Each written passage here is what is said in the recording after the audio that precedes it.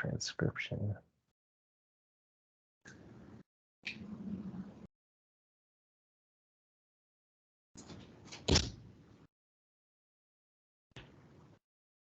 Okay, there we go. We're recording and now turned off the transcription, ready to go. Okay, perfect. Do you mind sharing the slides, Craig?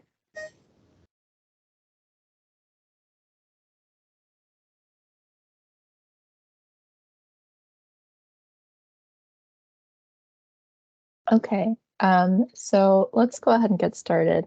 So I guess first I'll just introduce myself. So I'm Rita Algori. I work at RAC CMC and Amgen. I also support the Data Exchange CMC workstream for Cumulus, and I'm one of the contributors on this CMC FHIR data standards project, along with several others, including Craig, Mike, Rick, Rob, and a few others.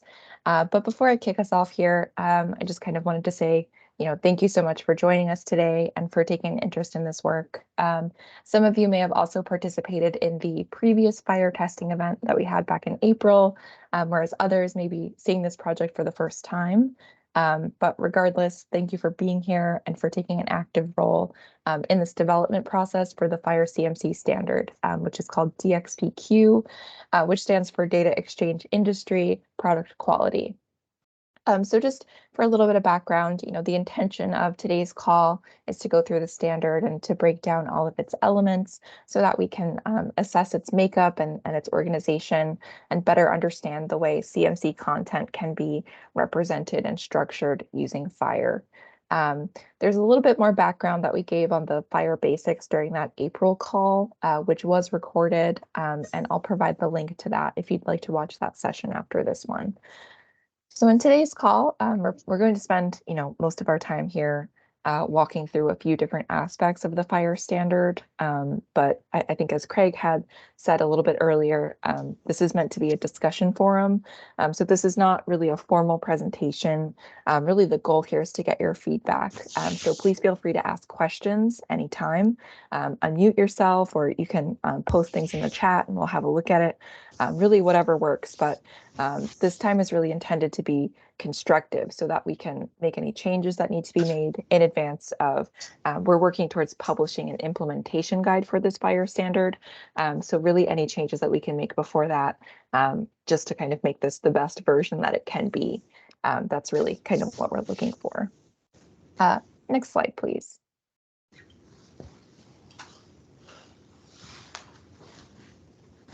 Okay, so before we start talking about all of the details and inner workings of the FHIR standard, I'd like to just kind of quickly level set on the vision that we're ultimately working towards and give an idea of how, all of this is folding together, just so that we can establish some context for where this FHIR standard fits in and kind of comes into play in our future vision.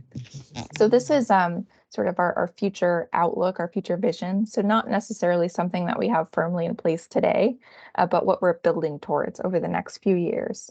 So starting on the left-hand side in blue, we have industry. So we have multiple different source data systems and external parties that we're working with that are all connected via a cloud data exchange solution, which allows us to achieve interoperability with our source data. So no need to kind of query and consult different systems where data is stored and moving data around from the CMO's network to your own internal archives. It's all connected. So that's where our source data is living. Then when we're ready to author a regulatory filing, we can take that data into our digital authoring solution, which is very similar to a structured content management type of solution, but more advanced. And we can render our filing output in a variety of different formats, including Word, PDF, XML, JSON, etc. We can then plug that into our RIM system for submission and archival, but we can also have a FHIR server that takes that structured information to exchange directly with another FHIR server. And then layered on top there, we also have a cloud-based platform that enables us to exchange information directly with health authorities. Notably, Cumulus is building this pipeline that will connect sponsors and health authorities. But then on the health authority side there in the purple, we see increasing advancements towards being able to receive and process structured data. Some examples here include FDA's CASA tool, as well as their PQCMC initiative, as well as EMA's work in SPORE, which is their implementation of ISO IDMP. So we have, all of these pieces in play. And then on the bottom here, you can see DXPQ FHIR data standard is listed out there. So that's the standard that we're building and we'll discuss today. And it's really serving as the glue behind all of these functions that are shown in this diagram. So if we can achieve standardization and have a structured data standard, that really enables us to become interoperable. We can make it much simpler to communicate across all of these systems. And you can see here that the data standard has a few different branches where it's has input and output. And one of the inputs is health authority data services and standards. DXPQ is working alongside these health authority FHIR projects, including FDA's PQCMC, and it should also support the code lists and terminologies and the logic that's identified and established via SPORE. We don't want to achieve a state in which there are multiple competing standards. We want to be driving convergence and ideally land on one workable standard that encompasses everything that we need. So DXPQ can then be driven back into our source data systems and our regulatory authoring software to make sure data is being consistently organized and carried through each step of the filing process in a standardized way. So all that to say, standardization and structure really lies at the heart of this vision. It will be much harder for us to achieve any of this without it, if our data is not properly or consistently formatted, if we're still working with unstructured narratives, and if our data remains siloed and unusable until we are, manually preparing it. So that's really the significance of this DXPQ standards. It's one of the first of many steps towards this new way of working and to leap towards digitization. So this might seem a little far-fetched or like there are a lot of steps we need to take, but other industries have started doing this. Namely the financial industry, which is also highly regulated, has a similar setup that we can aspire to. So that's sort of the journey that we're on and the context behind why we're developing this. We'll just be discussing this FHIR aspect today for a few critical domains in CMC. Next slide, please. Okay, so I hope that helped to provide some context for what we're doing and why. Just kind of moving us along here and showing the full domain scope of the FHIR standard that we're creating. So to take a few steps back, when we started this project, the standards landscape for CMC was and still is pretty sparse. We had some of PQCMC and then parts of SPORE to start building on, but it wasn't inclusive of all the domains and types of data and information that we need in CMC, both for internal use cases as well as those applying to regulatory submission. So we started this project to structure and standardize all of the concepts that appear in CTD Module 3. So we built this model, this mind map that's shown here, which is made up of 14 different PQ or product quality domains. So these are all of the building blocks that we can use to create Module 3. You can see concepts such as identification, which would apply to both DS and DP, composition and purities, organizations, which are our manufacturing and testing facilities, batch information, batch analyses, batch formula, analytical procedures, container closure system, compatibility, and then specifically highlighting the domains that we'll focus on today, and we're going to do 4 of them. We have manufacturing process, process validation, stability study, and specification. If you were in the previous testing event, you may recall that we had some discussion around stability and specification previously, with a little bit more focus on the mechanics around the actual exchange of information. But we're going to go a bit deeper into the actual content today. So associated with each of these domains are some prefabricated structured templates, which are shown here as these multicolored models. Effectively, if you wanted to create a data package about a new stability study, for example, you could start populating this template to build your submission. It tells you, what you need, where it goes, the format it needs to be in, and how it relates to the other elements that are part of the template. So we'll spend the majority of today's call discussing these models in detail. Next slide, please.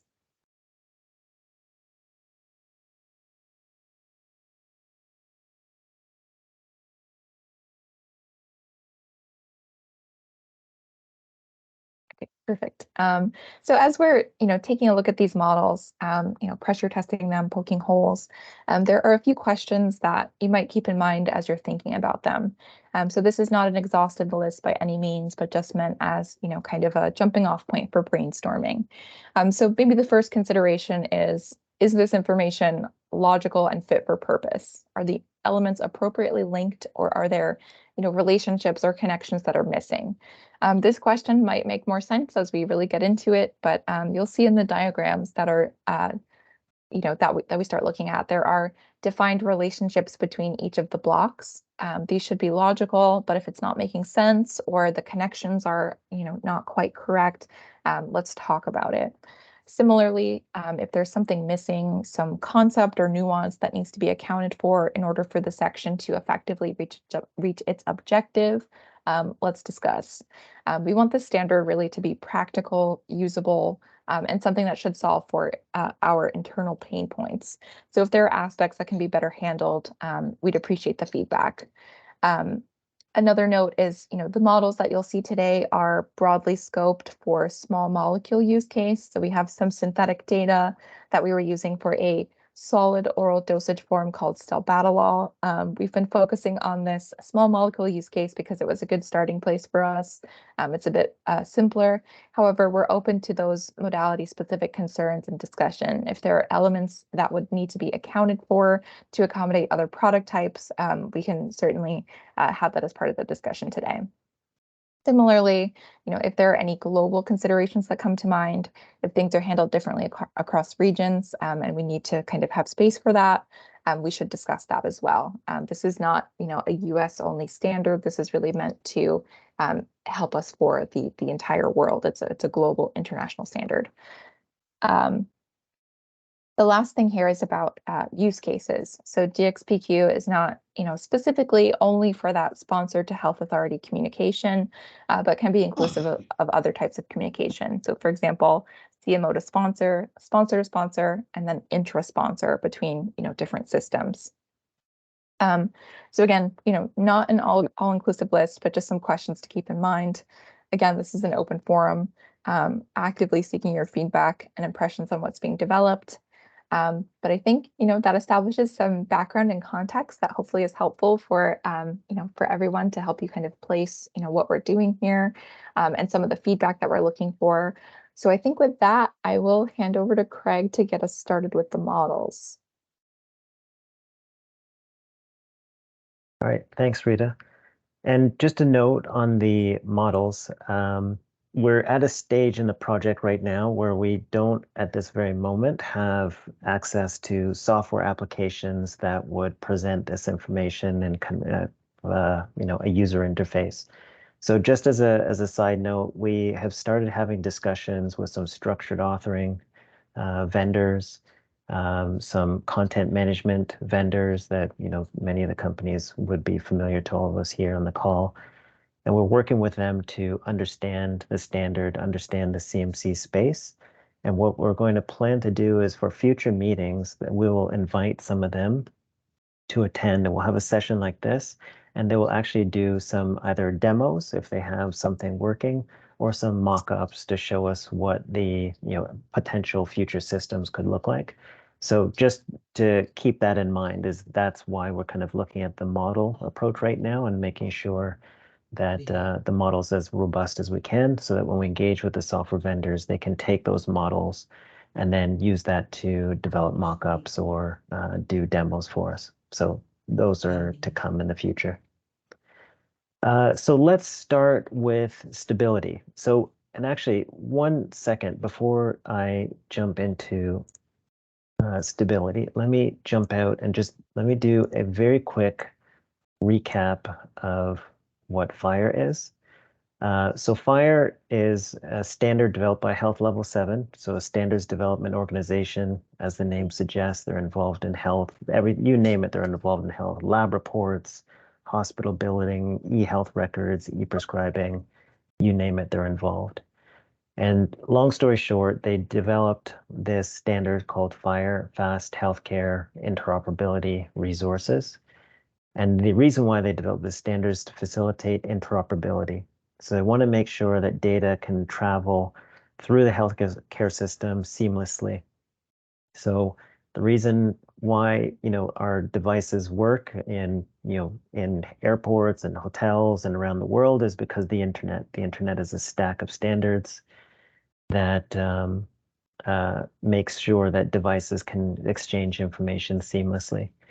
And one of the things that HL7 did, in addition to adapting the internet standards to health and pharma, is they developed these prefabricated templates. And there's about 157 of them. And you can see they're just all kinds of different concepts that are related to health and pharma. So you see down here, you've got ingredient, manufacturing, packaging, devices. So there's a lot of them. And then when you click on these, you can look and you can see inside. And you can see this is what's inside these resources. Now, they call them resources, but they're really just templates. They're prefabricated templates. And sometimes you can, FHIR is referred to almost like a Lego set because these templates go together like Legos. So as you can see here, you've got an organization, you've got identifiers, names, aliases, you drill down and you've got addresses, contact information. And then in addition, we won't go into this too much, but in addition, the code and all the structure is prefabricated as well. So just to give you some of the background behind how FHIR operates, and this is how it achieves interoperability, is like an agreement, it's like a contract between different parties to say when we are exchanging data, we will exchange the data using these templates, using these codes, using this structure. And then it becomes we're exchanging all this information using the same technical language, the same uh, location of the information. So now if I exchange information with you, your system knows what to expect, knows how to interpret the data, knows what to do with the data, as opposed to now where things are inconsistent and different systems use different terminologies or different, formats. And then that's why we can't have interoperability. And that's why it's so difficult for, different systems between organizations or between departments to talk to each other. So as Rita mentioned, this is the first of the four that we'll talk about today. So this is the profile for stability. So as you notice, we've taken these templates from that FHIR kind of listing from the 157. What we've done is we've taken the ones from that list, and then we've taken the ones that apply most relevantly to CMC. So in some cases, it's a perfect match and it's exactly the concept. In other cases, we have to do some extensions and do some adjustments to make it fit. But generally, it all comes together and it captures the CMC concept or the domain that we're referring to. So to give you a breakdown of what is actually inside this, and we've kind of a similar format to go for all four of these, where one, will kind of show you the model. Two, we will show you the breakdown. So what are these blocks within the model? And then three, what we'll do is go through the order of operation and what order you put things together. So number one, so the objective, as you would imagine, is to describe a stability study. And here you have a medicinal product, you have the ingredients and the substance. So the ingredients, of course, self-explanatory. This is the ingredients, the active, the excipients, adjuvants that make up the composition of the drug. The substance definition gives you extra details about that ingredient. So for example, the ingredient might say stelbatalol, might have the name and it might have the identifier, it'll have the strength of the ingredient. Whereas the substance gives you more detailed information. So it would be chemical or biological details. So it would be the chemical structure or the protein string. It would give you the molecular weight, molecular formula, subnucleic acid subunits. So it's kind of an extreme detail of the substance itself. The medicinal product is like a container. a high-level container for that product. So it can capture the ingredients, it can capture things like packaging and other details that kind of get bundled together. Next, you'll notice sometimes there's a difference where you have medicinal product and you'll also have medication. And this is kind of a consequence of FHIR was originally designed for healthcare, and then regulators and pharma industry approached Health 7 and said, "Hey, you've got something great here, but it's so focused on health. We need you to help support the kind of pharma, regulatory definition of the drug as well." So that's why sometimes you'll see a difference where medicinal product, this is an IDMP kind of a regulatory construct. Medication is more designed for e-prescribing, like an e-health kind of healthcare scenario. So what's happening is sometimes you'll see in these models, we're using different FHIR templates for different use cases. And then what happens is they all get stitched together in the end.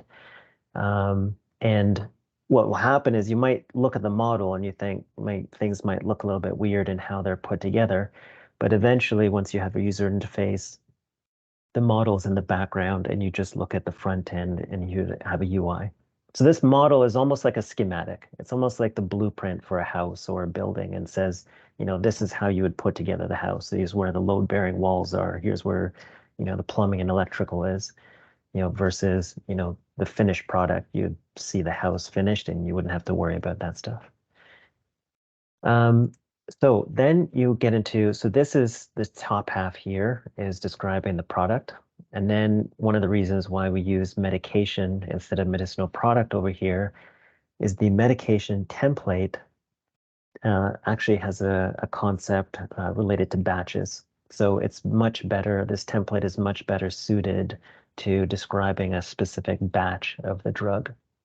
And then hence why these are kind of brought together. Then down in this kind of lower part that you see here, you have plan definition, activity, observations.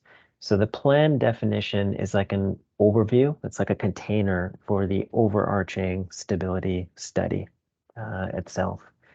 You have activity definition, and this is where this kind of Lego concept comes into play because the Legos kind of come together and they come together, whether it's similar to what you see up above here, where this one is related to this one relates to this one. You have a directional relationship between these blocks, as you see at the top. And then as you see here, there's also a nested relationship between them where you would have an activity observation, observation, 2 layers of observation. Also, one other thing to note, these where you see these names like plan definition, activity definition, observation, this of course has no direct bearing on a CMC concept. Like we don't use these names, observation, definition, and CMC. It's just the out of the box name of that template in FHIR. And what HL7 is trying to do is they're trying to name these things in a somewhat generic way. Like in some cases, like ingredient, obviously, or substance, it's very specific, it's very explicit. But in other cases where you would see like plan or activity or observation, they're trying to be a little bit more generic because they're trying to apply it across, healthcare and pharma and all these different use cases. So if there were too explicit in certain contexts, then it just gets it gets a little bit messy. So in some cases, you'll notice that it has a name that has no real bearing on CMC. But one thing to keep in mind is this is one of the benefits of structure. So this is one of the benefits of XML is you can rename it to anything you want. So here it's called medication in the model or observation definition in the model. When we have our software applications and our nice user interface, the name observation definition would be buried in the background. You would never see it.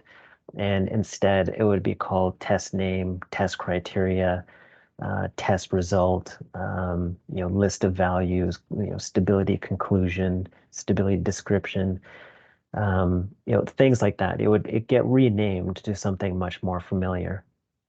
That's also one of the benefits of um, these things as well as you can use a consistent name that's, everybody across the industry uses that name for that concept, or, you can rename it to whatever you want to your, internal, specifications, whatever you like.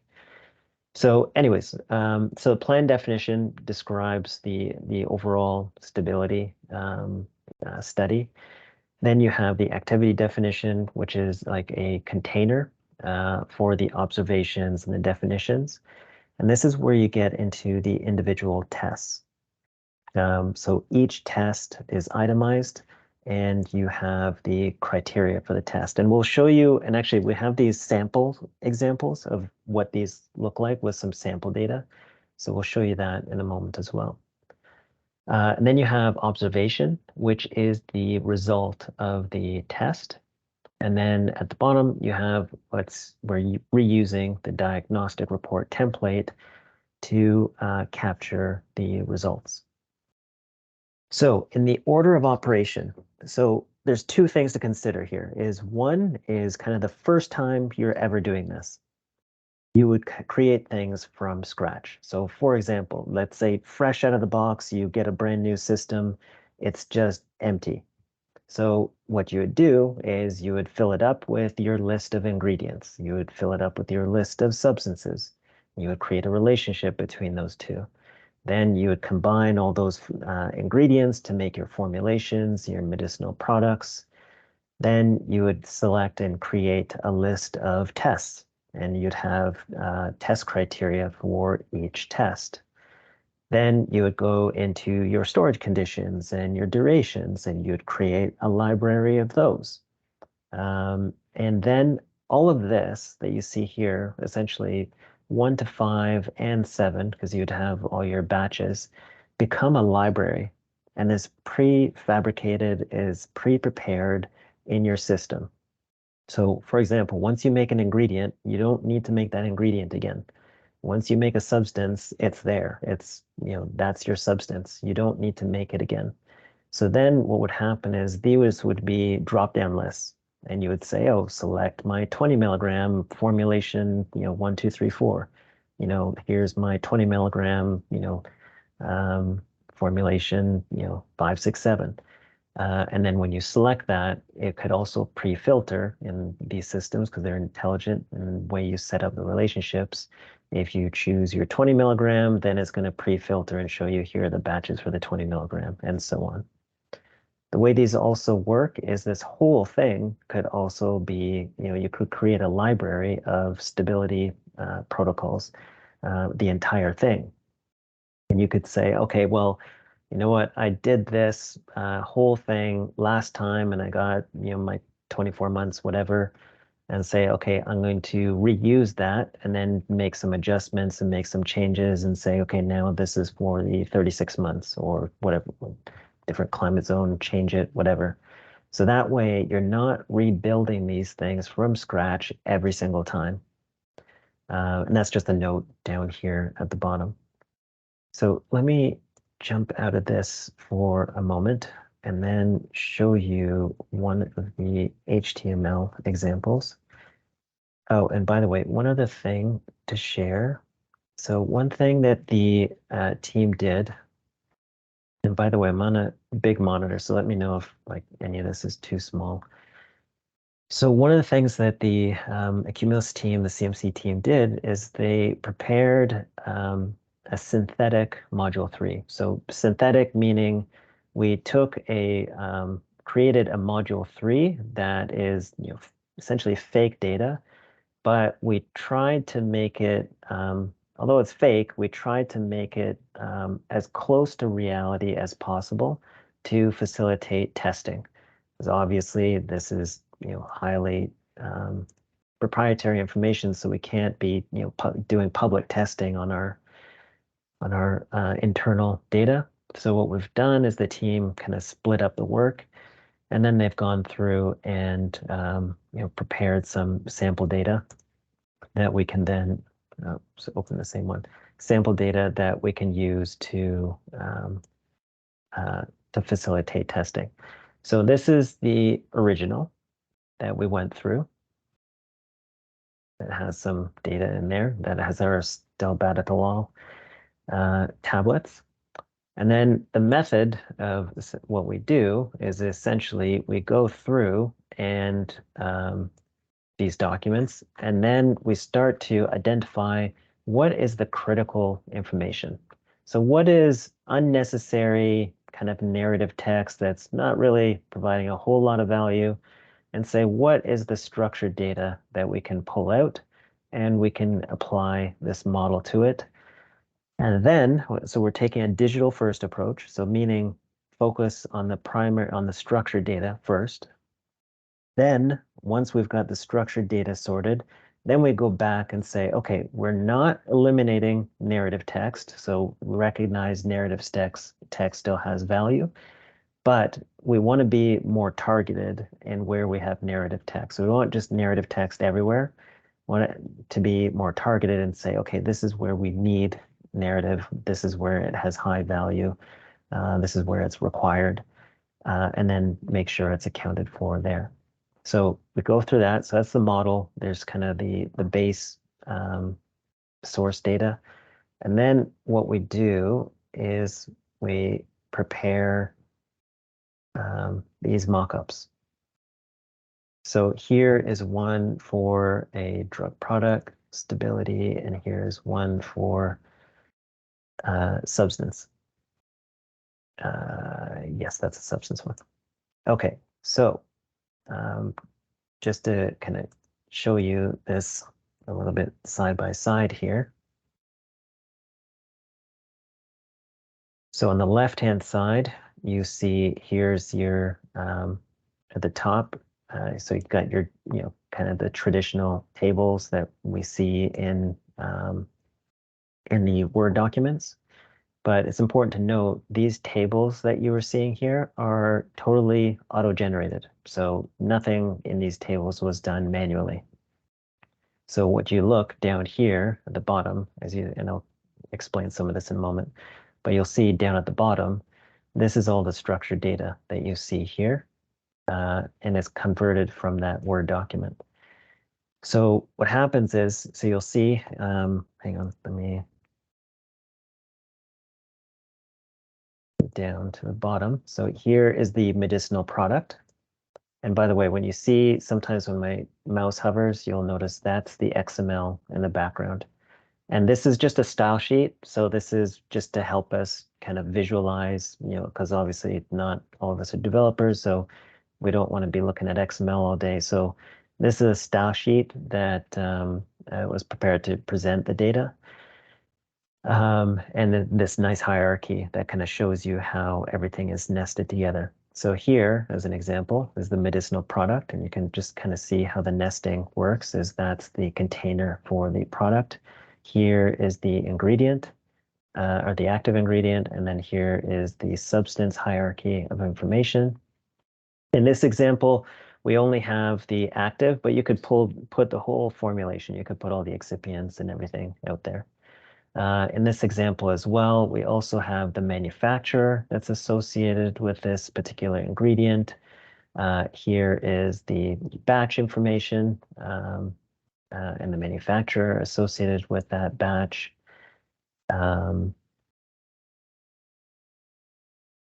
Here are the actions. So I'm jumping around a little bit, but in the left-hand side, you see here's the, hang on, let me zoom in.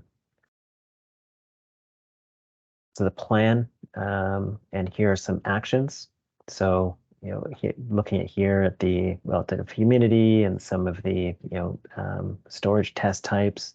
So this is how this information is structured.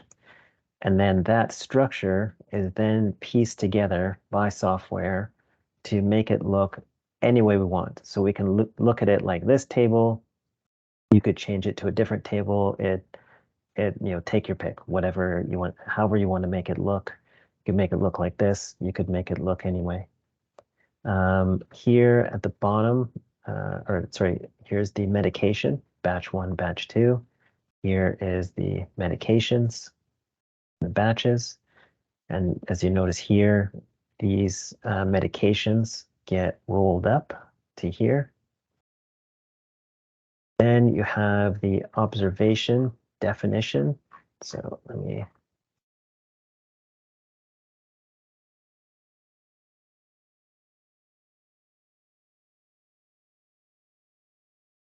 yeah. So here you have your observations.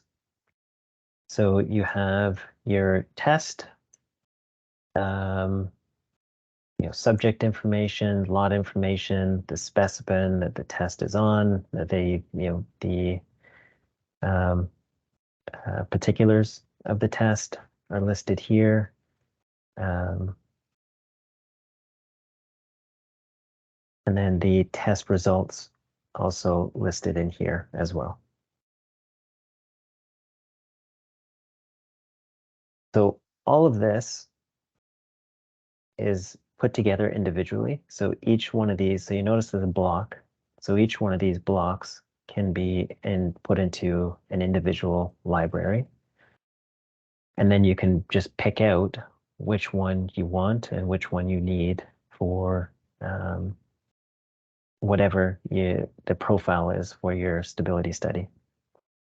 So in other words, instead of picking up a template kind of off the shelf and then authoring all of this, it would facilitate that authoring process by, instead of kind of starting from scratch, or well, not technically from scratch, but anyways, you get the idea, is instead of authoring in a Word document, it's not really authoring in the classic sense. It's more you're creating a document.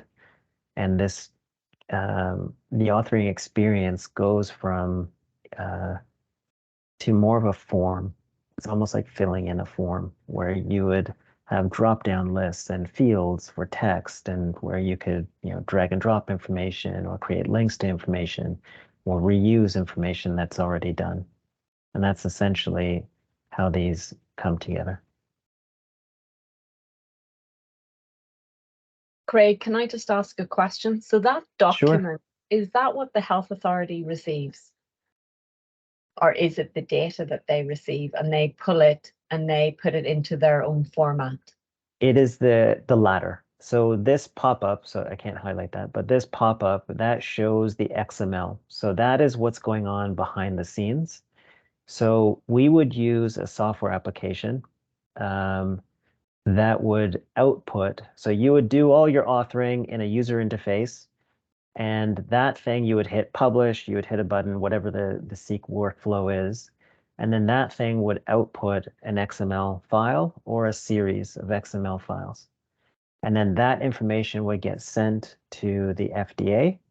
And then the FDA system, there's a two-way communication that goes on here.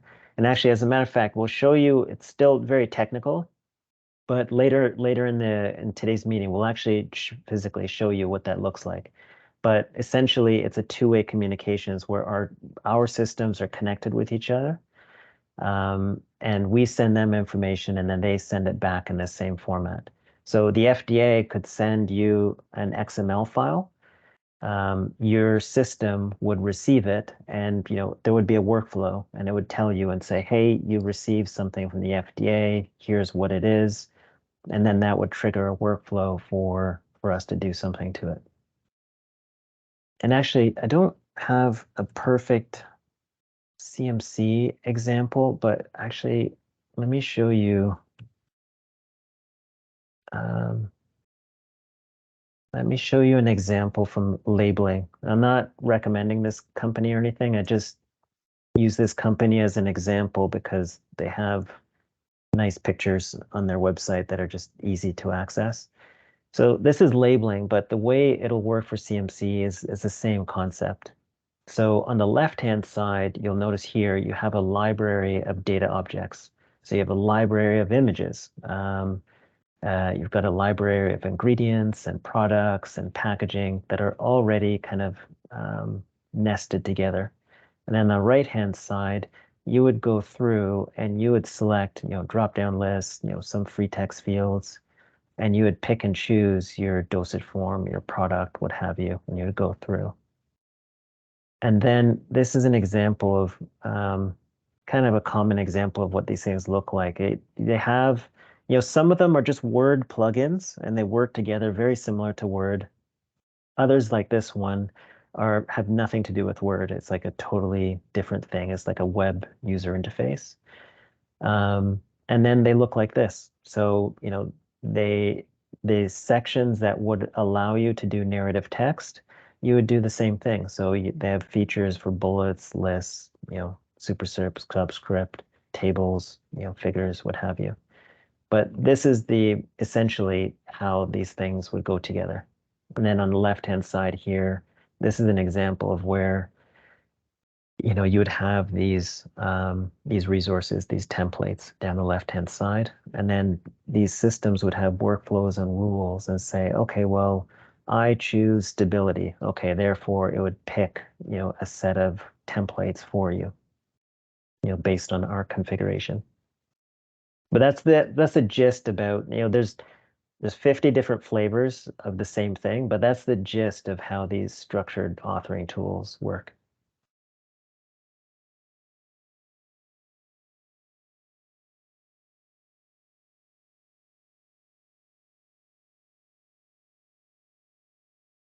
Okay.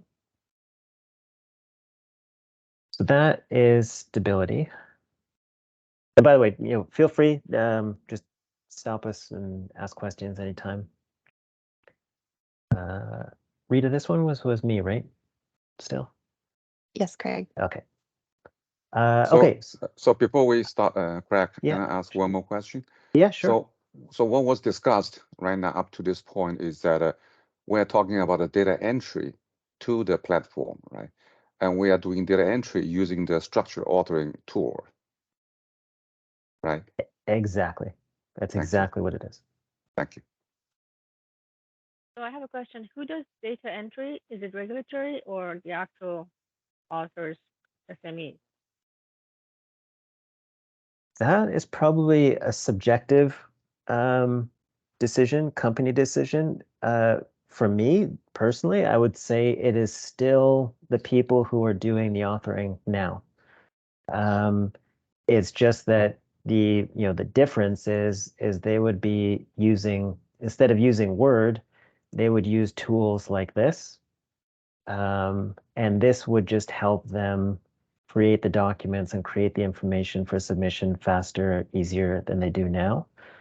I think what might be new is you might have a small team of people who are subject matter experts in how the tool works and how the information is put together.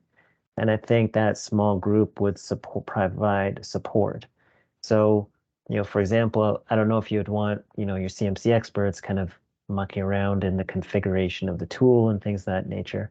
So you might have someone who's an expert in the tool, and they would say, okay, you know what, we've got a brand new product. It doesn't exist in the system.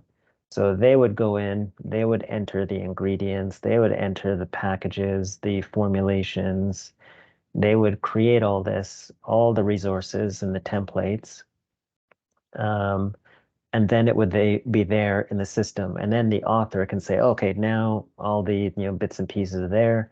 Now I can go and author and create whatever I need to create for submission. That's how I see it. But I mean, it depends on the tools. Like some of these tools might be super easy to maintain, and the authors can do that kind of stuff themselves.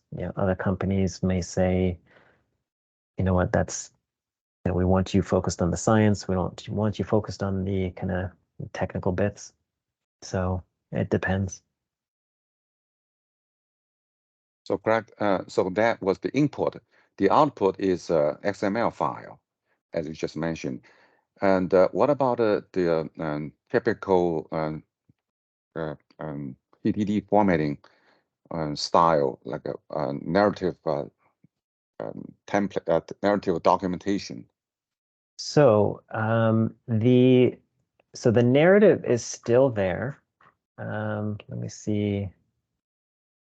So for example, I mean, this is just sample text, obviously, but I mean, this is just a sentence, but I mean, you could put, you could have put a page, you could put 2 pages of conclusion in here.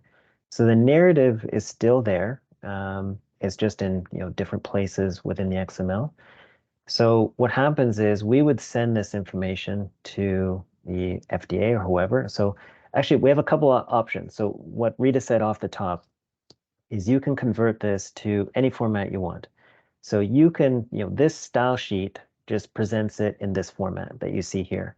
We could have a style sheet that makes it look exactly like the CTD, exactly like this. Obviously, the content would be slightly different, but are in different places, but it would look like a regular old PDF document. So if the health authority wants a PDF, you convert this to a PDF, you make it look like CTD, you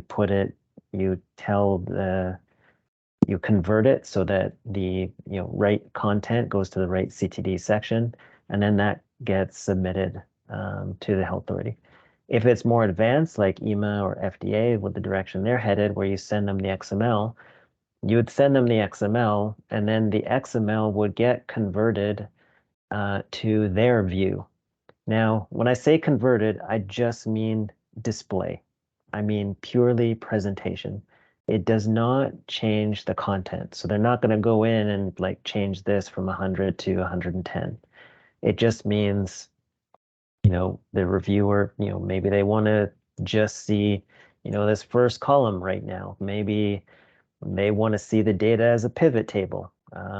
Maybe they have advanced data science tools and it gets ingested in that, and they want to view the data as, as a graph, which is, I think I've shown some of you this kind of thing before, where you view the data as a graph like this. So you have all the different blocks of resources, and the blue lines are relationships between them. Like, here's the organization, here's the ingredients, the formulation. Inside, you click on any of these boxes, and here is the XML as an example. Anyways, it's not showing up, but this would be the code. So all this to say is what I'm showing you here is whether it's this view as a graph, whether it's this view as you have like this nice user interface, or it's this view that you see here. This is all how XML works, is you can make it look any way you want. So FDA would have their own style sheet, their own tools that would present the data and manipulate the data in whatever the way they see fit. And that's beneficial to the reviewers because, instead of having to copy and paste tables, from, multiple pages on a PDF, they would, do things like ingest the data into, a pivot table or data science tools, and, they could view the data in its natural state as opposed to, electronic paper, which is what PDF is.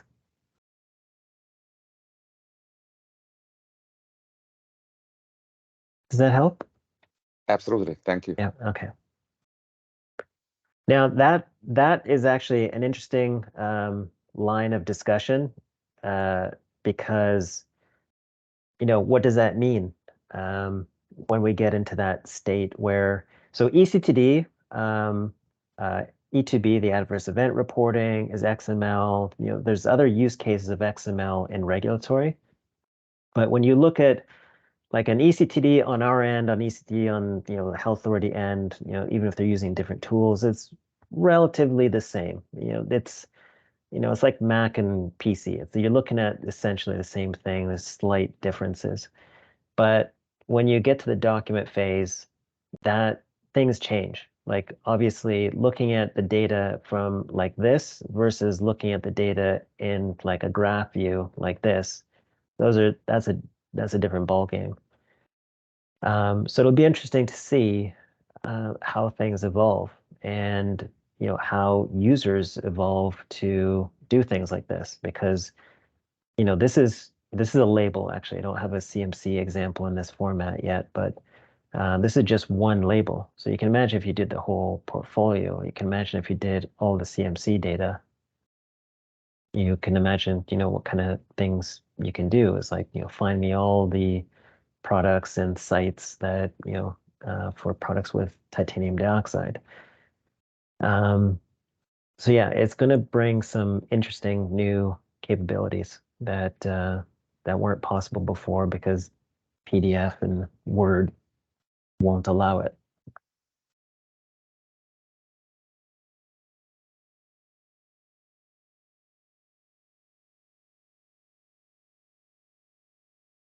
Okay. All right, so drug product specification, similar drill as before. So here's the model for the specification. Oh, and by the way, we're kind of picking out these examples. So just to give you an idea, like we have almost everything. I think we have a few more concepts to go. I don't think all 14 are done yet, but just to give you an idea, like we have examples and models for all these other concepts. So we just kind of picked these four because just as Rita mentioned, they would kind of somewhere to demonstrate that we can actually model some of the harder, more difficult concepts, and some of the ones like stability are just, it's like a high priority target. But anyways, so drug product specification. So familiar story, medicinal product, ingredient, substance. Then you have the plan definition, which is kind of the overall specification. And then again, you see the consistency with the observation definition is used to define a test and the criteria and the method of the test. Similar story as before. So you go through, you make your products, then you would create your library of all your tests. You would test the kind of the methods we get populated for each test.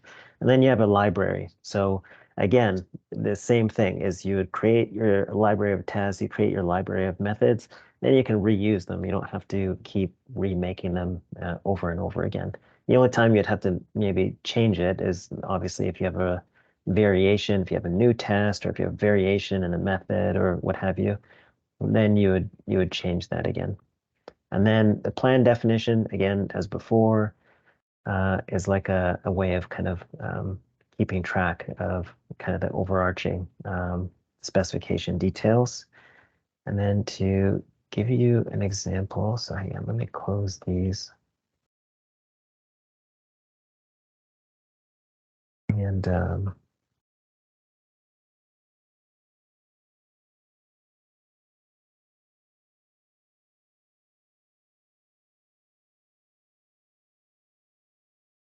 so substance specification, and here we are with the product.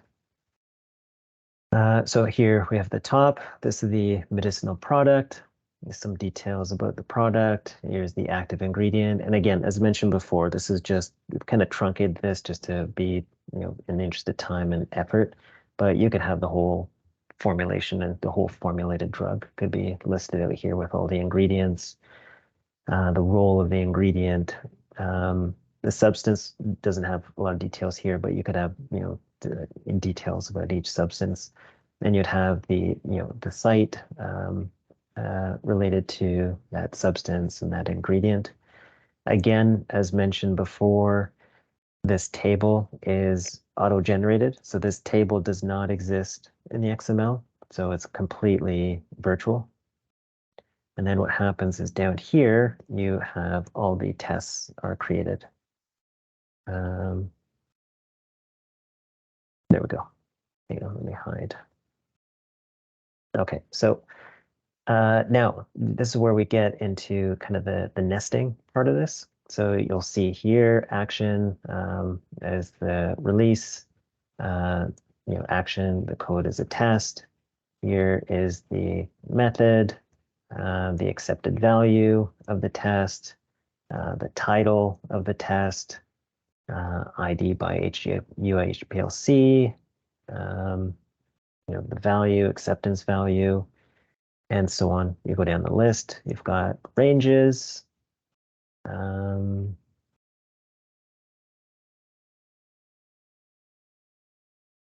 degradation products, and then it's pretty standard kind of that format kind of just goes through for all of them.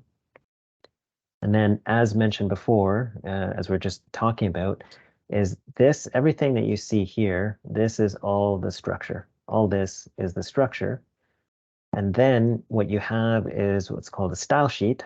And the style sheet, as the name suggests, it styles and converts the content to make it look however you want. So in this example, so Rick's prepared for us a style sheet that mimics, the kind of the classic, specification table with test procedures down here in this column. Rick's had some nice features here, so you can click on this and it'll jump down to where that test actually is. Release, shelf life, methods are listed here.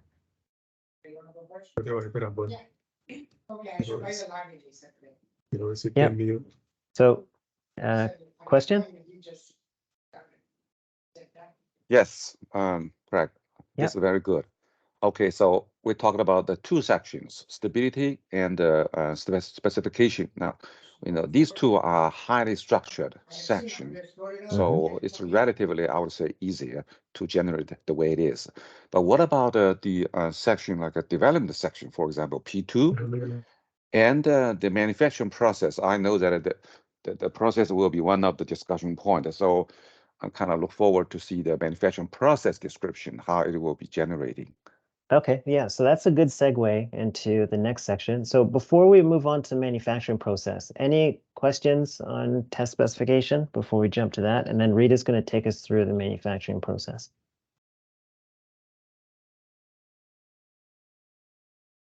And we can come back to these. So if you don't have a question now, or if you want to wait, that's fine. Yeah, we can come back. Okay, so let's jump to process. Rita, do you want to? Sure thing. Thanks, Craig. Let's see here. Okay, so here's an overview of the whole template. So this is going to follow the same exact format that we saw previously for stability and specification. You can probably see a few familiar concepts and components here from the previous examples. So let's go to the next one to show the breakdown of the components. So this is for manufacturing process. So the objective here is to be able to communicate information about the manufacturing process, like process steps, parameters, materials, unit operations, equipment for a given substance. So for example, we can use this to have all of our information that we would put in P33. So we're seeing once again, medicinal product definition, which is describing our drug product, which in this case is our, our synthetic data target, which is the 20 milligram Stelbat tablet. We're seeing ingredient, the component of the DP that's being manufactured, which this example, that's the API, stelbatalol. We see substance definition. These are the DS components that the manufacturing steps are being performed on. Since we're undergoing some level of transformation per this manufacturing process, that includes the starting materials, intermediates, and then the stelbatalol itself. We have plan definition here, which is really, plan definition we're using to essentially establish sort of a protocol that's describing the manufacturing process itself, inclusive of all of its steps, which are identified here as actions. So the operating parameters for the vessel capacity as well as the temperature are also incorporated here. And then the output criteria for pH and water content.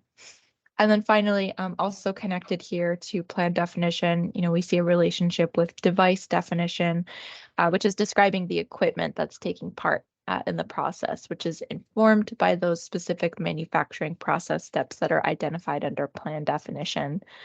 So that's kind of the basic breakdown for how this is working.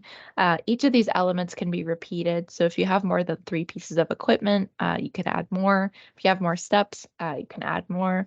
But this is the basic sort of highest level view with a relatively low level of complexity just for our illustrative purposes, but we can build upon this significantly.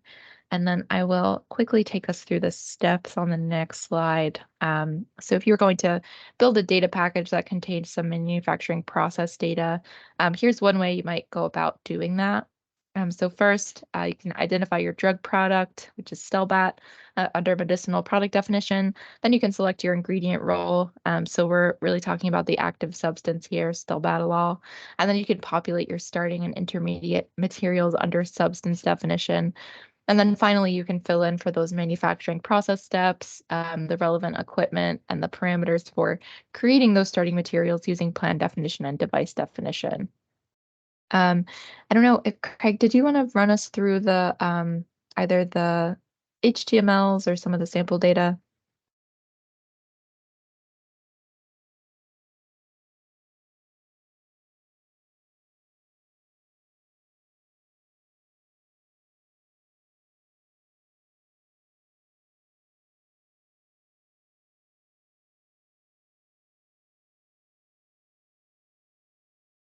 Maybe the HTML is a place to start. Okay, and I got the samples are here as well if you want me to pull those up. Okay, sounds good. So I think, as we're navigating through this, you can see all of the elements that are represented here in the HTML. We can also see sort of the process flow diagram, which I think is an important aspect of this section. You can see sort of the table showing our list of equipment, identification of all of the, in-process and quality controls. We also see that represented here. And then I think if we scroll down, you can see all of the kind of actions and actors that are identified at each step. And you can see that sort of more detailed view of, where our controls are, what the category they fall into. You also see an assignment of whether something is sort of critical or non-critical, just kind of giving us an idea of our control strategy. And then, the specific parameters. So for example, right under that priority critical, you can see, pH level. You can see some acceptance criteria there. And then the parameters, talking about the capacity of our equipment. We scroll down. Oh, and the description here, you can have descriptions for each step. Yeah, and I think, you can utilize some narrative there. La yugular, como diciendo, me dieron un tabo. Any questions? Also, if you're not speaking and you don't have a question, if you could please put yourself on mute, would be greatly appreciated.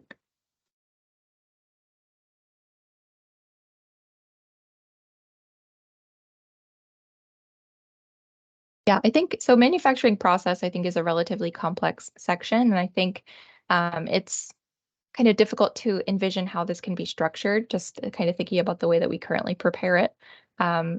So we're certainly open to any feedback. And Craig, if there's anything you wanted to call out about this section.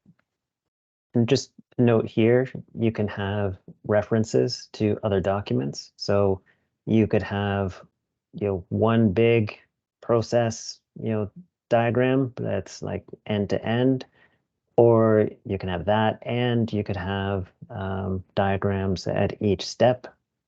So this is an example. So this is just linking to an image. So you could have one image per step. You could link to reference documents.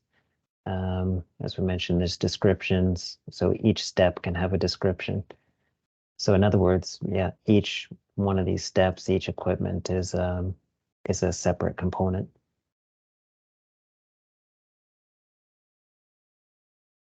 And then as noted before, you got your organization, so your manufacturers are here as well.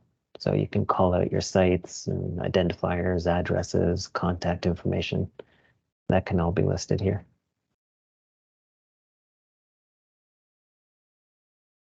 And devices, as Rita mentioned. So here on the left, you can see here's the device here.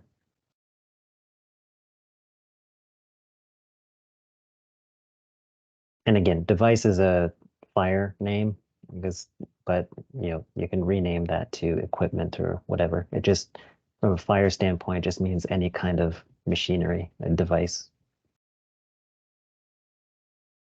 Hey, Craig, I don't know if you have it ready available, but do you want to show how images can be viewed here? I know Oh, Rick just Should produced we that. I do don't know if you that? have it handy. Should we do that in process validation? okay, we can come to it. Okay, or we can do it now. It's okay.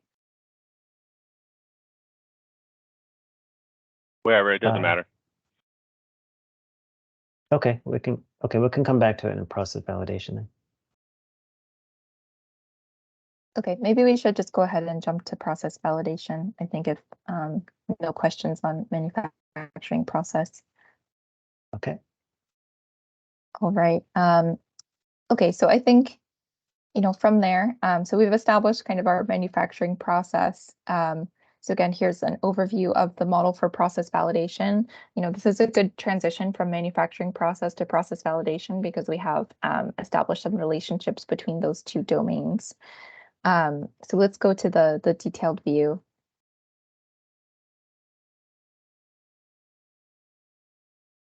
Okay, so the objective of this template is to show the details and the results of the tests performed as part of the validation testing for the manufacturing process steps. So as mentioned, process validation is linking back to our manufacturing process. So in the model, you can see that, those manufacturing process elements are grayed out here, but we defined those steps previously using the manufacturing process template. So those are informing the steps and the tests that we're identifying in our process validation report.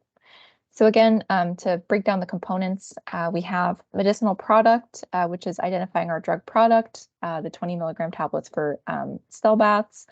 Again, we're using ingredient, what's being manufactured, which again, in this case is the active ingredient, the API stelbatalol.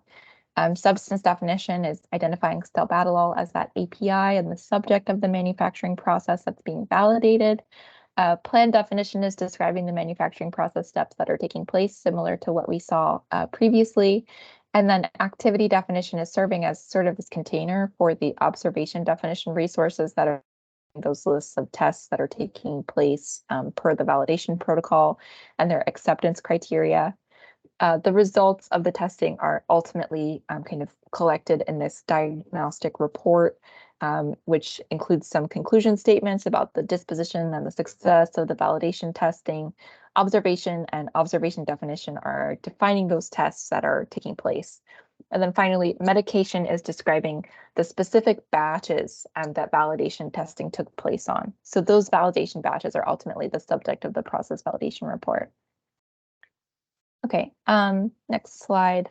So if we wanted to put that data into a package, here's sort of a stepwise approach that we can take to build that submission. So first, you'd identify your drug product under medicinal product definition, and then you'd select the active ingredient under ingredient for the substance stelbatalol. And then you could select the manufacturing steps that are being performed under plan definition to identify, specifically what is being tested and validated. The tests themselves can be described and their output reported under activity definition and observation definition. And then we can collect these in a process validation report, which includes the data and results for the specific batches that are identified by the medication resource. And yeah, I think this is a good time to show that HTML with the image of what that can look like.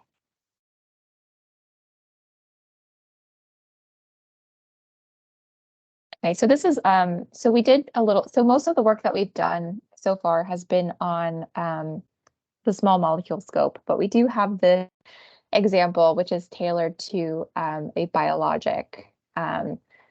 The base kind of structure of the model is the same. I think, nothing really deviating, but this just shows kind of the biologic representation. Yeah, so you can see sort of a summary of, all of your batches and how they were when they were produced, the batch size. So we have some batch information at the top here. And then in our diagnostic report, which is really consolidating all of our process validation results, you can see some of the steps listed out here, the acceptance criteria, some performance indicators, process parameters, for a variety of different attributes. So formulation, buffer, preparation, thawing, and formulation process parameters. So if we scroll down here, you can see all of the various kind of biologic relevant tests. Here's the graph as well. Okay, perfect. Yeah, we have a, so for our UHPLC data, we're able to also include an image here. So this is not just, narrative and tabular data, but we can include images. I think images are, an important aspect of what we're including in our filing information. So important to show that we can incorporate all of those, dynamic elements here in FHIR. All of them can be represented. And also, we don't have to just include images as well. You actually can include raw data that generated the image as well. So something that's a choice. I'm not saying you have to do that, but it's an interesting aspect of what we can do with this.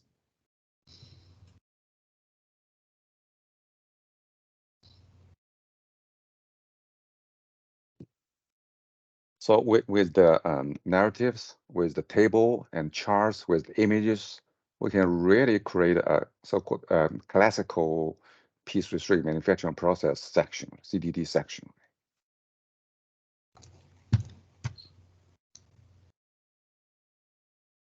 Yeah. I mean, the creating of the section through the XML file.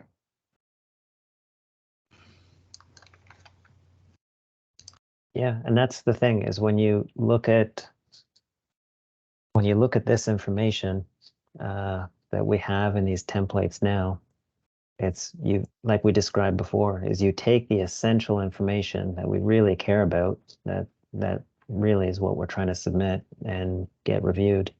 This is it. It's here. Is there a character, excuse me, a character limit or space limitation when we're adding extra things like images and such? Rick, do we have Rick on the line? Do we control the character limits in some of these fields in the free There's text? essentially no character limit. Okay. There's no limit. Thank you. Will we have a feature, something like, say we're not aligning with the standard of how we're inputting information, we'll kind of get a pop-up message or something like this doesn't conform, just so that we continue to stay aligned. Yeah, so there will be layers of Okay. validation, I guess you could describe it. So there would be at the base layer, there is, did you build it properly? So Mhm. in other words, there may be rules that say, okay, for a silly example, for process validation, you must have a product. So there would be rules in your system that would say, oh, you're trying to go ahead without a product or whatever the case may be. You haven't chosen any tests. So there would be base rules that say, for this thing to be built properly, you must have certain minimum requirements, and that's just the core structure. And then beyond that, there would be business rules. So this isn't, there are certain areas that are strict, and then there are other areas that are very flexible, like very, very flexible. You can, within certain boundaries, you can essentially do what you want. So then within that upper layer, that's where you would have business rules. And you would have, your own company business rules. You might have like international ICH best practice business rules. But I would foresee that being kind of layers into like base, bare minimum for this thing to function. Next layer might be kind of ICH, kind of common best practices. And then, of course, you have your own, company best practices. That's great. Thank you. And the tools might have certain capabilities as well. So for example, some of these fields are structured. So for example, just making this up, but let's say, okay, so let's say this field might say it might have two fields, like one field is a value, one field is a unit of measure, and then that's how you create your range. So some fields are very structured like that. So if it warrants that kind of structure, it would be structured. There were other tables where stuff like this might be just free text because there's so variable. I don't know about this example, but anyways, some fields, some acceptance criteria, some methods are just so variable. There's just so many things going on there that you can't really structure it, or at least not right now. So we might have a flexible rule and say, okay, you know what, this is free text. You can do whatever you want in that field. And the standard would allow you to do whatever you want in that field. But as a company, you might say, you know what, our personal company application allows us to put some constraints on here. So you can't put just a paragraph of text in here. We don't want a paragraph of text in here. We want, something like this in here. So that's an example of where, each company, you might have an application that would allow you to apply, subjective constraints in certain areas. And then the standard would allow for that. That's good. That gives flexibility on our end as well. Yeah, and it, to your point about the character limit, the standard, to Rick's point, the standard might say, if you want to put an essay in here, you can put an essay in here. But as a company, you might say, you know what, we don't like that. We don't want people putting, 3 paragraphs worth of text in here. So we might say, hey, you know what, we want it to be 500 characters here. We want to keep it concise. You can some of these tools would have that flexibility in there. Thanks, Greg. And it's important to get that feedback too, as we go through this. And I know this is kind of getting into the weeds of down to like, the field level of how these things work. But that's important feedback too, because we might say, oh, this, field is free text, do whatever you want. And we might get feedback from the team that say, absolutely not. That is not free text. We want that structured. We want, units of measure, picked from a list, something like that. Or we may put a restriction on a field and say, yes, this field is structured. And we might get feedback from the team and say, hey, listen, when I look at my portfolio, that can't be structured. There's just too much going on there. I can't, if you structure that field, I wouldn't be able to do, A, B, and C. So we'll have to take that feedback into consideration because we want to structure this, we want to standardize how data is presented, but at the same time, there's a point in diminishing returns, and that's that kind of fine balance is, that's a question that we'll have to ask ourselves as this matures is, how much is too much? How much is too little in terms of structure? Right. Thanks. And something to consider as well is, of course, this is, a model. This is, this is our best guess at how to do this in the best way. And then we'll have version 1 of our standard. So actually, maybe just talk about timelines very quickly.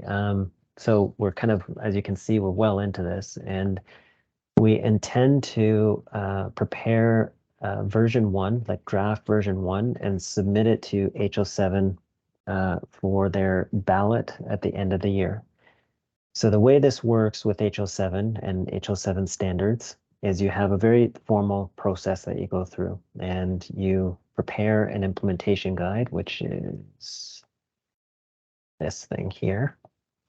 And I'll explain this in a moment, but you create an implementation guide, which is this thing, and you go through, and it's akin to an ICH guidance, but much more advanced, much more detailed. And this from top to bottom, this is like your recipe book, it's like your Bible. This explains how to do everything. So everything Rita and I just walked you through, everything Rick has been walking us through, and the rest of the team, this would all get documented in this document. So you'll notice here the domains that we were just talking about. It's empty right now, but these models, these descriptions of the contents of the model, going down to a little more detail into some of the fields, that is going to get described in each of these sections. So we go through, we prepare that draft. Everybody reviews it, gets feedback. We submit that to Health Level 7, and then they go through a ballot process. So HL7 is an international organization, so all members, even public, get to comment on this implementation guide, and that's the whole ballot process and the whole validating voting process. It's a very formal, very structured process, and then we receive feedback, and anyone can comment, and we've received feedback on the implementation guide. We go through and we update and deal with all those comments. And then we submit it to HL7 again, and we say, okay, we have addressed the comments. And then what happens is this goes to the next level of the maturity process. And hang on 1 second, let me see if I can pull up.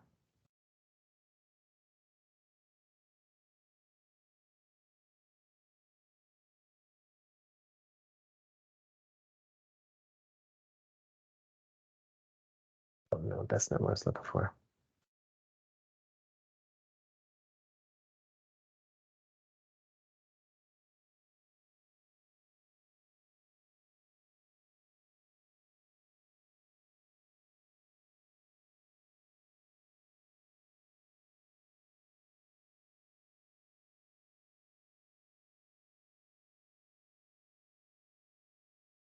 Anyways, I can't find it now. Okay, but there's a website that kind of shows the levels. So anyways, so what happens is you go kind of one of the first levels that we're going for is what's called a standard for trial use. So meaning it is a standard, it's an international standard that is officially recognized by HO7, and it is reasonably robust and robust enough that you can start using it in production. But it is, and the reason why it says standard for trial use, it means that it is still not fully mature yet. And as over its life cycle, it's still going to undergo some change, and it's likely to undergo some breaking changes, over its life cycle as we use it in production, use it in real life. We get lessons learned, we make updates to it, we make changes to it over time. And then eventually what happens is you go to what's called normative. And then you would, after some experience and after, maybe some years, would go back to HL7 and say, okay, we've been using this thing for a couple of years. We've updated it however many times. We feel that this is really robust now, and it's unlikely to undergo any further major changes. At most, it's going to be minor changes going forward, and you resubmit it, and it becomes, you go through the whole ballot process and it becomes normative. And normative means, it's about as stable as it gets. It's pretty much set in stone. Things are good. You can still update it, but it's things are pretty about as stable as they can get. So that's the life cycle of how these things work. And it's not just CMC that's going through this. So we just got the EPI, so Drug Product Labeling Implementation Guide, approved. There is an adverse event project ongoing. There's a real world evidence project. The structured protocol just got approved as a project early this year. And then I think that starts late this year. So all to say, there are other domains that are transitioning over to FHIR as well, which is fantastic because, as you can imagine, there's a lot of overlap across the domains. So if I make a product for CMC, then I can use that product in labeling. I can use that product in adverse event reporting or clinical trials. If I make, my CMC information for a clinical product, I can reuse that, some of those resources, some of those templates in some of the clinical documents as well. So that's one of the benefits of the kind of the pharma regulatory domain transitioning over to FHIR. And then, of course, the healthcare systems are transitioning over to FHIR. So, whether it's clinical care, clinical institutions, research institutions, they're transitioning as well. And is Rob on the call? We just heard recently there's a project called SHIELD. And what that is a project to transition essentially lab work to FHIR. So, and in clinical care lab work. So the benefit of that is, Rob. Hi, Craig. I am on the call. But... Oh, fantastic, fantastic. Rob, did you want to mention the SHIELD program, and just because I thought we learned about that recently, and the connection and the potential overlap and reuse between what we're doing here with lab testing in healthcare and pharma is it's pretty interesting. Maybe you want to spend a minute, just mention what SHIELD is. Yeah, I can do that. Not probably in huge detail or anything, but SHIELD is an effort that's being that's fairly recently been launched, and it has primary sponsorship with from the FDA in the U.S. But it's designed to try to work towards the goal we've had for a long time of getting laboratory data, really standardized, so it's comparable from one lab to another and in various places. And so we're really trying to, to come up with, to break down all the inconsistencies and barriers and all that for exchanging laboratory data. And so it's it's a collaborative effort with, again, FDA and HL7, and using looking at using FHIR to to help us do all that. And I'm not explaining the whole thing very well, but there's some overview information that I had passed on to Craig that possibly we could share more. But it's it's trying to to deal with this big problem that we have of inconsistency in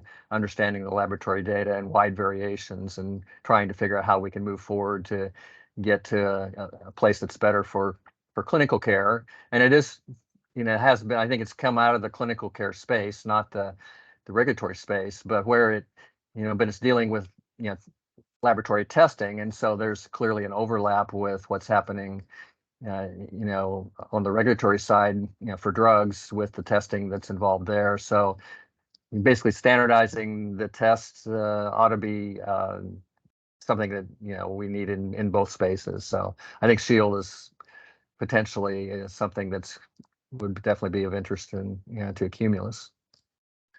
I don't know if that explains it very well, but yeah. No, I think that helps. That definitely helps. And I think it helps us as well greatly because, it's one business case when you're dealing with software developers and we want them to build tools, for the regulatory world, that's one thing.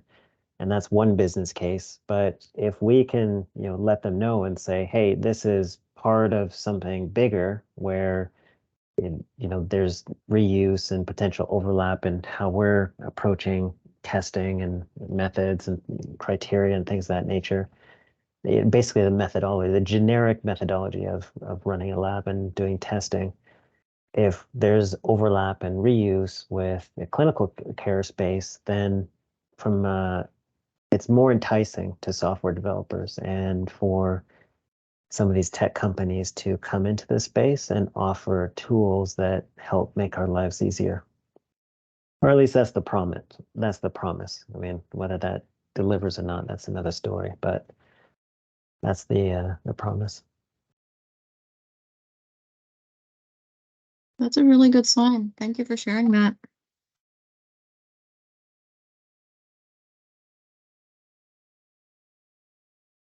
Yeah, so went off a little bit, but yeah, so this is oh no, that was process validation. And yeah, that was the fourth one. So any questions? I mean, one thing that we can do is we can actually show you, it's still kind of in the technical phase, but we can actually show you, Ani had mentioned like, what does it look like when these things get submitted? So we can actually show you what it looks like.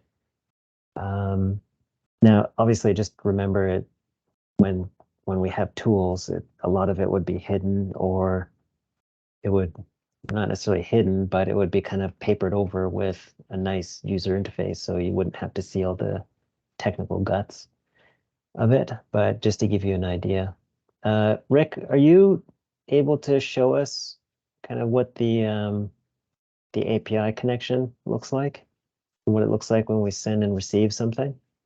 Oh, you mean like the sort of Postman style thing? Yeah, just a simple, super simple example. It doesn't have to be anything fancy. Do you have that open? Yeah, I can get that open for you. And while Rick is doing that, so just a note, the way that you exchange FHIR data, so as we're describing, is you have it, the output is an XML file, which is like a document, it's just .xml. And you send and receive that XML information. And the way that you send and receive the information is through something called an application program interface, or API. And it's different from, like, right now when we send and receive eCTDs, it's through a gateway. So think of this, the API is a much more advanced form of a gateway where it's two-way communication and you can ask it to do things. And yeah. So over to you, Rick. Right. So this is the sort of tool you use behind the scenes if you are submitting this data, kind of working like as a program would. So when we send this data to some web service hosted by a regulator or some other platform, you'd very much have software that does what I'm doing on the screen. This is the kind of by hand version of what the software would do automatically. You're going to be sending data to web servers. So this is like a FHIR web server. This little address here is a FHIR web server. Let me just give you an idea of what that is. If I take this, I mean, you can even try it if you like. Let's just put it in the chat. This is our where's the chat go? Oh, the chat's over there. Right. So if you were to go there, that's a FHIR server. Let me just go there in a different window, just to give you an idea. That is a FHIR server. So it doesn't look like much, but it's a front end for a database, and you can see some sort of technical kind of things about, it's a server and it's based on this technology and so on. So this is like a database, if you like, with a kind of FHIR interface in front of it. And then I can send sets of data to it using a tool like this. It's called Postman, and it lets you upload data to these sort of online FHIR databases. And this is something I've been playing with just while we were on the call. This is what's called a FHIR bundle. It's the full collection of FHIR stuff that makes, in this case, a stability report. So you might remember some of these things like diagnostic report. Craig was showing that before. And this is quite a long one. It goes down and it has observations in it. We have observations for, at certain temperatures and certain, all the things that make up a stability report. So, I mean, for instance, this is one that's actually already on the server, but what I could do is let's find the conclusion, and I could put, test at, well, it's 15:38 when I am, just to show it's live. I'm probably a few hours ahead of most of you guys. And then if I send that to the server, this doesn't take very long at all. And it tells me down the bottom, I just hit the button and it uses the magic of the internet to send that to this server. And it's giving me a new ID of a new report on that server. So I could, let me just assemble that on there. If I was to take that and put that into my viewing app that makes the HTML like you've seen already, let me just bring that for you. So I'm now sort of live generating one of those HTML views that you saw before. There's always a risk that this will go wrong. And this takes about 15, 20, maybe 30 seconds on a slow day. It's going right across the Atlantic and back again. So Hopefully this report will appear in a moment, looking like the ones you've seen before, and with that updated, what did I update? I updated the conclusion, didn't I, to say, you know, the current time. So always a nervous moment. That's the yeah, that's the server that we're running it on, and this is the data when it comes back. I've got one I prepared earlier in case it doesn't come back.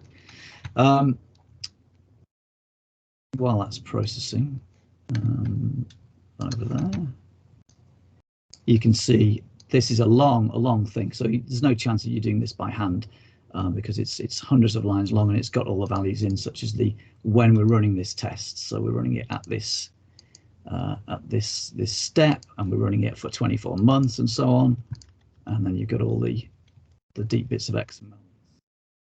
Here it is. It's finally loaded, and we've got our 24 months of test data, and somewhere the conclusion should now say, there we go, test at 1538. So it's there's no sort of smoke and mirrors. It's a kind of a real thing.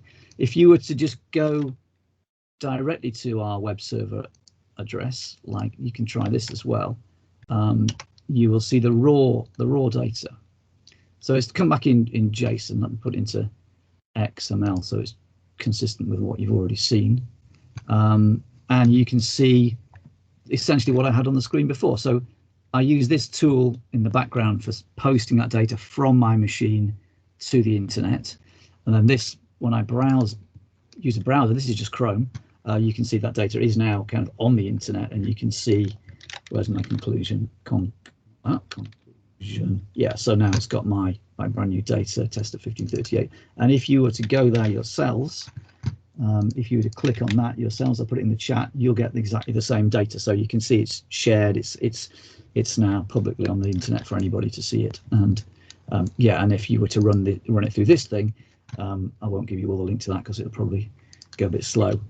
You can see the formatted version of it.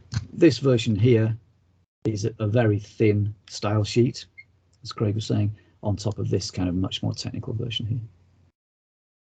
And Rick, could you point out just the time that we were dealing with? So when you sent the message through Postman. Oh, yeah. So that was created in 939 milliseconds. Yeah, so less than a second. So, yeah, and you can fetch it back. I fetched it back in somewhere. It says the time in here. Anyway, it comes 19 milliseconds. In no time. So let's do it again. Like 1, 2, done. You know, it's before you. Oh, that's not. Yeah, it comes back before you can even say anything. So the displaying rendering program is a bit inefficient, and it takes a bit of time. But you know, that's a step you do once in a while. Yeah. So it's not to say that the overall process is working at this speed, but just to give you guys a scale of when we're exchanging this data, we're operating in milliseconds. Yeah, I just noticed that, isn't it? Response generating 15 milliseconds. So. Yeah, cool. So when you look at Spore, you'll notice EMA has released a Spore, their guidance, the specification is an API specification. When they rolled out the FHIR EPI specification, again, that's an API specification. So those specifications are essentially what Rick just showed you.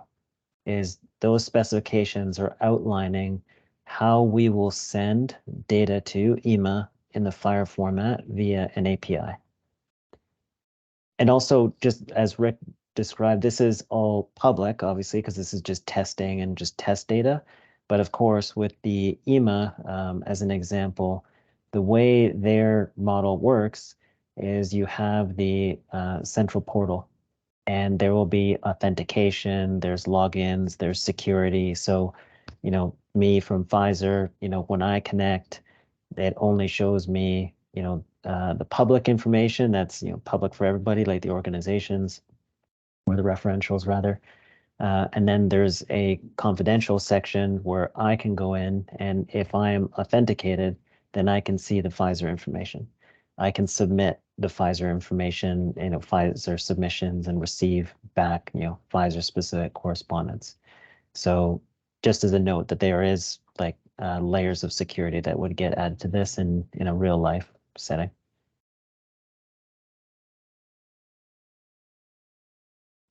But yeah, this is an important factor of FHIR and the use of APIs is just, it's not just the structure that is going to, have an impact on how we operate, but it's also the speed that this is capable of operating at. And right off the top, remember Rita mentioned the analogy that we've been making to the financial industry.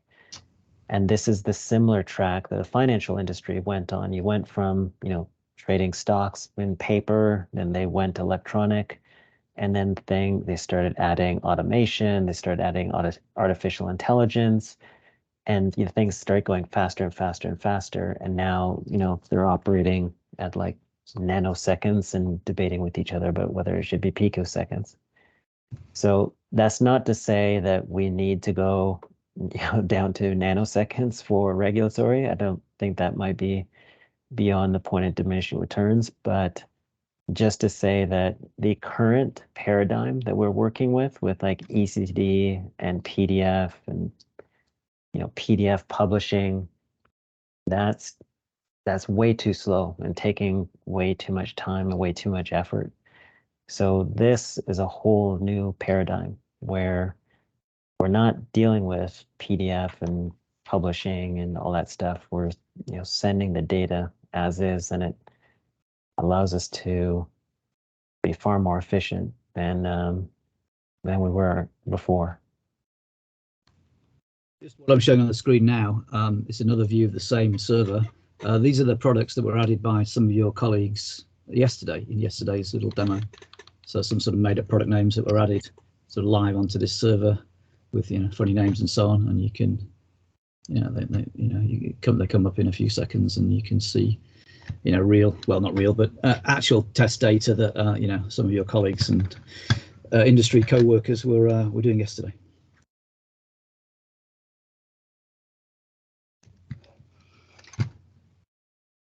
I'll hand back to you, Craig. Okay, thanks. So Craig, are we going to have an opportunity to review the templates and provide feedback on them, especially, at the level of what the content is? Yes, absolutely. So we've shared the slides with the model with everyone. The HTML files, hang on, let me share my screen again. The HTML files, so all these files here, happy to make these available to everyone. So right now we have them online, they're public, so everyone can download them. So we can send some links that would share these with everyone. I mean, the XML is here, so if anyone at your companies, if you have anyone in your digital teams who want to take a look at the raw XML, that's there as well. But yeah, for most business people, the CMC-minded people, we have all of this is available. The sample documents, the synthetic data is also open. And I mean, this is why we designed it to be synthetic so that we could test and, and be open.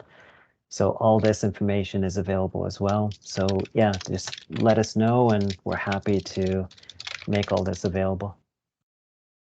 So I think that would be helpful. And would we put comments into those Word documents, or, how to provide the feedback? Rita, what do you think? What do you recommend? Like, what's the best way for us to? Yeah, I think there's some flexibility there, but what we did last time for the previous event, we did have kind of an Excel-based feedback form. What do you think, Craig? Do you think something like that would be effective? Yeah, sorry, can everyone go on mute? Just hearing a lot of typing in the background. Thank you. Yeah. If the Excel approach was working before, then yeah, that's fantastic. We can keep using that. We can prepare like a little template or something, and maybe structure it by domain, or something like that, and then people can provide comments, per domain, give us feedback. We'll also have the slides here, so we'll have each of these are available and the full model is here as well. So I know I was already chatting with some FHIR colleagues. There was like one thing, I think it was here in here that was missing that we can add in, like one of the subdomains that we can add in. So yeah, whether it's the high-level domain model itself or whether it's the subdomains, the HTML examples, happy to share that out and get comments on each. Also, if you have just general questions, like, so for example, I know with some of my FHIR colleagues, we were chatting about organizations the other day and just dealing with some of the tricky things with organizations. So even if you have a scenario that you would like to share with us and just, it's just a scenario question and say, hey, I've got this, weird manufacturing site situation. Well, how would you handle that? Even if it's a question like that, that's helpful because then it allows us to take that scenario or that question and kind of test it against the model and say, okay, well, does the model support that scenario or does that scenario break the model? So happy to receive feedback in the form of scenarios as well.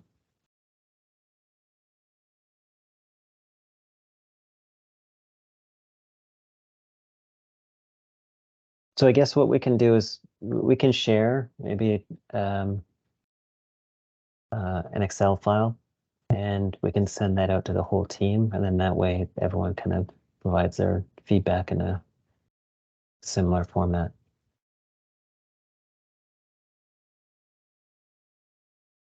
Does that work for everyone? Yes. Okay. Just one further question. So you had mentioned earlier that, agencies could pull it as a PDF, for example. But will all agencies have the capability to use this, to have systems set up? The focus has definitely been very much on FDA. We've touched on EMA. Beyond that. Yeah, and this is why we have designed this this whole DXPQ. The reason why we actually even came up with this in the first place is we said we wanted something internal. And actually, sorry, so the short answer to your question is no. We would expect that, probably FDA, EMA, maybe some secondary health authorities would, be early adopters in this kind of thing. But then I would expect being realistic, there's probably going to be a long gap between what EMA and FDA do and then what the others do.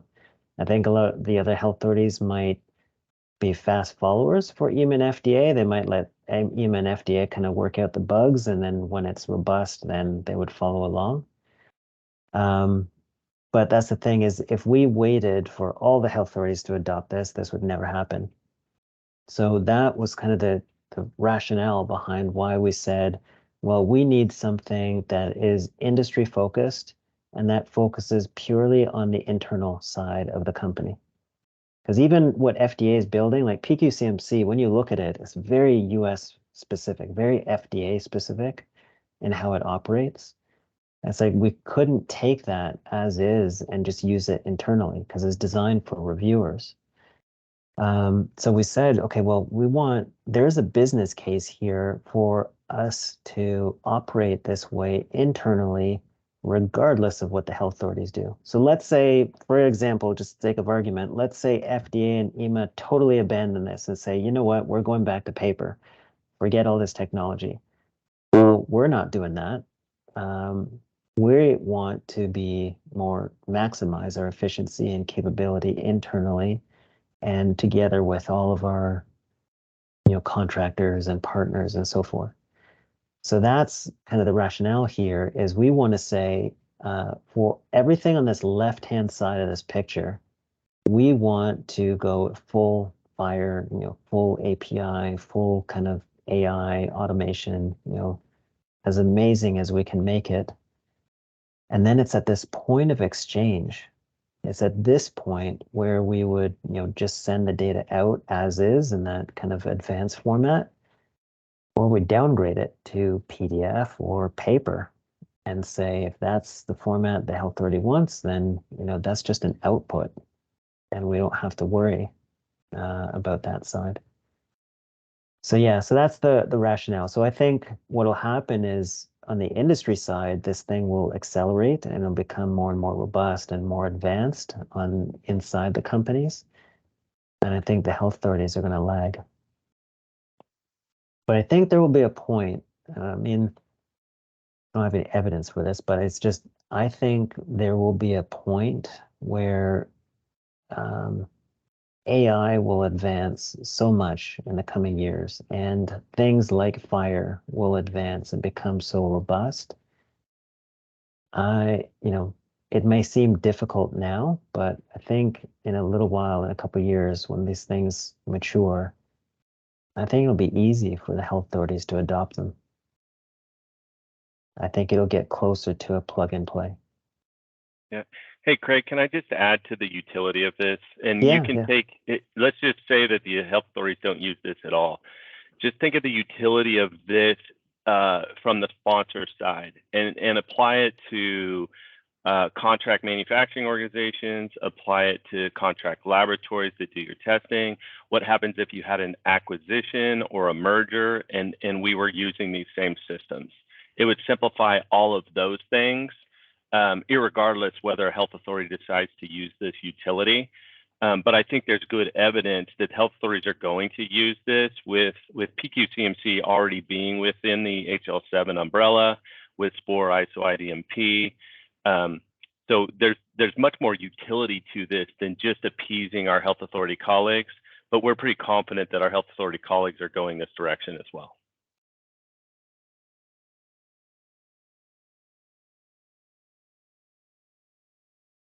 I can definitely see the huge benefit Mike just mentioned, that from the far left end all the way towards the last, I mean the end on the right, the light purple, maybe before that.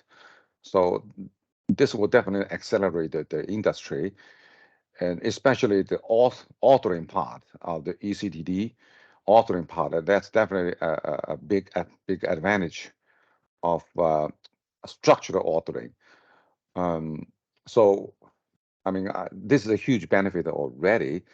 Now, the availability of this to the all the sponsors, I know that unless sponsor is using this through some kind of contract or membership per se, then they can use that.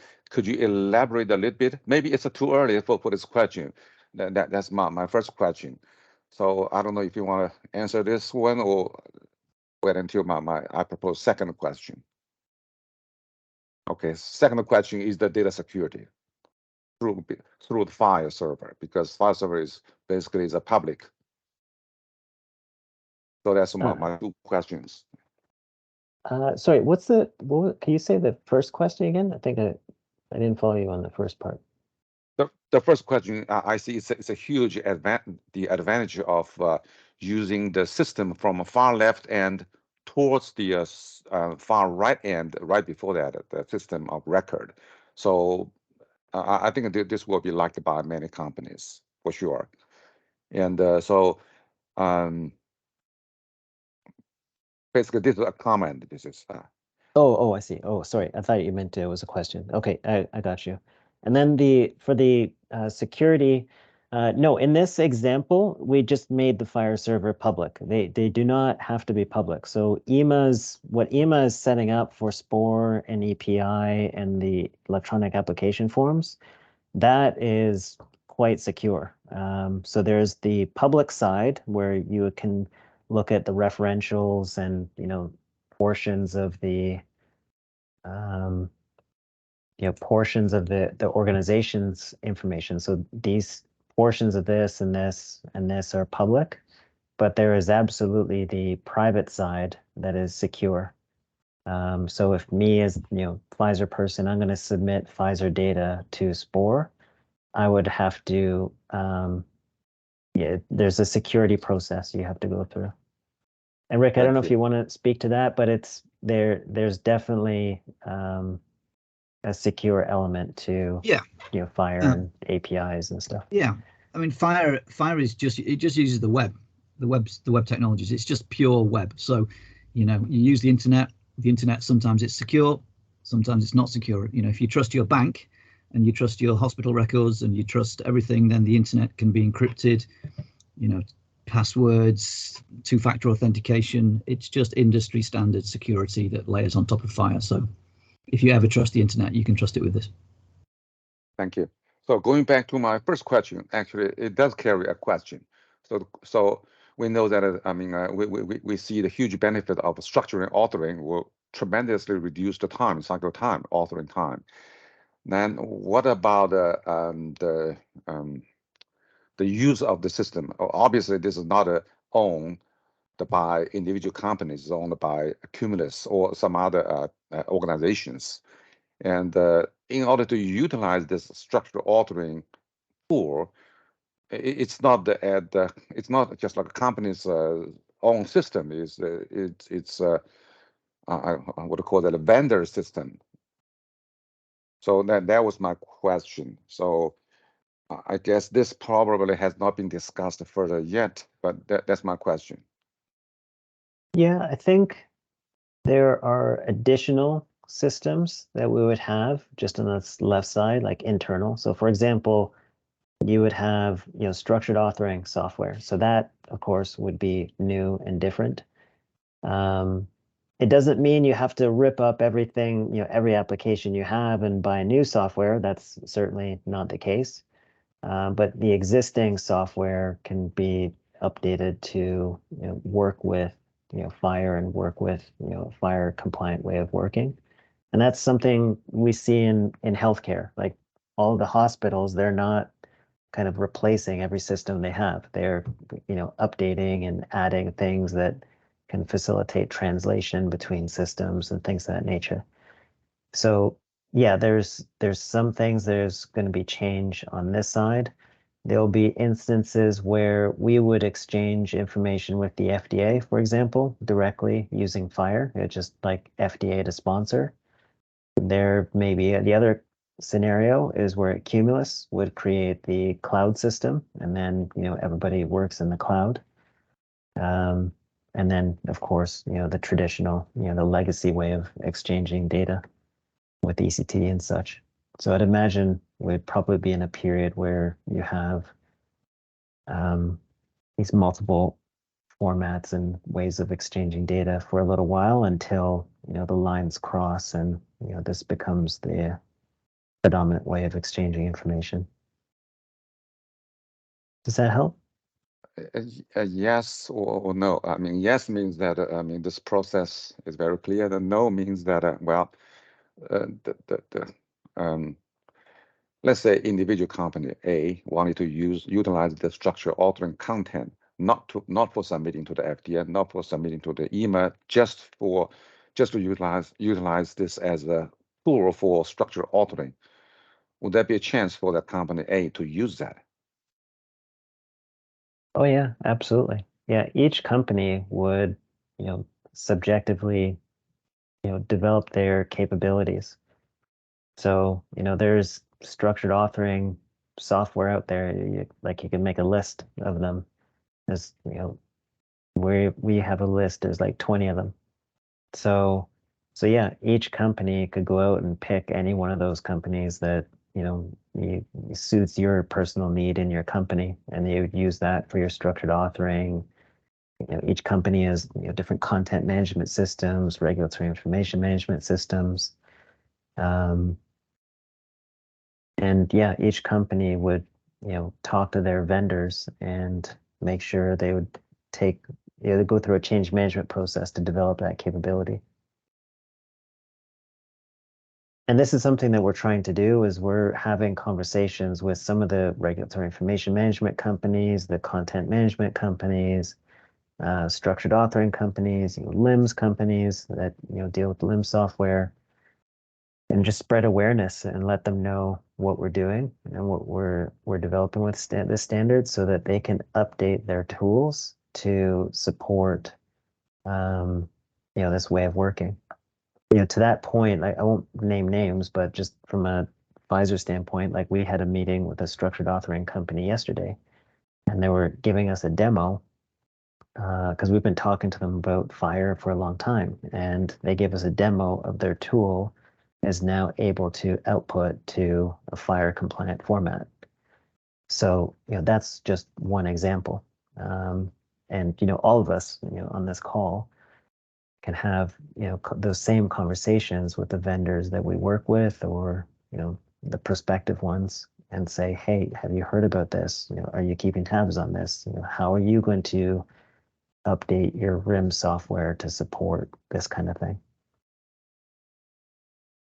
So I was saying that right now we are in a stage where there's some flexibility, means allow the company sponsor to do the structural authoring and enter the data into the platform through the API, or can directly directly enter the data as we just demonstrated in first hour to generate the XML and hopefully and also those classical type of CDD dossier as well. Yeah, absolutely. So you'd have the API. So let's say, for example, FDA, you would have an API connection or EMA API connection. You would send the XML directly. Other health authorities that are, a little bit further behind, you'll continue, you'll operate this way internally, but the XML will just get converted to a PDF and you send the PDFs or in a NIS or ECTD, whatever. And then, of course, all of us are here on this, Accumulus call, and the Accumulus platform. I guess time will tell what that turns out to be, but that would be that other scenario that you mentioned is maybe there's a case where you'd go into the platform and you build things inside the platform, and then you don't send and receive anything. It's just all in the platform. So how that works, that's a different story. Maybe our Accumulus colleagues, and as we progress with the Accumulus project, we'll see more detail about how this works. But yeah, I would probably foresee those three methods is like legacy, PDF type stuff, API exchange, which is kind of the near future. And then the third way is this kind of central platform, cloud platform.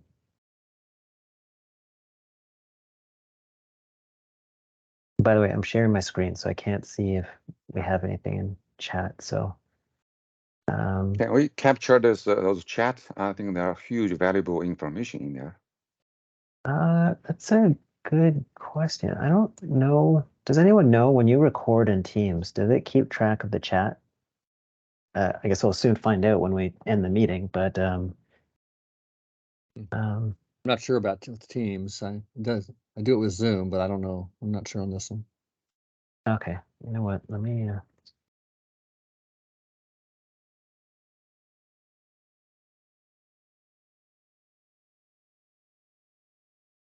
And by the way, if there's any questions in the, oh, I can't.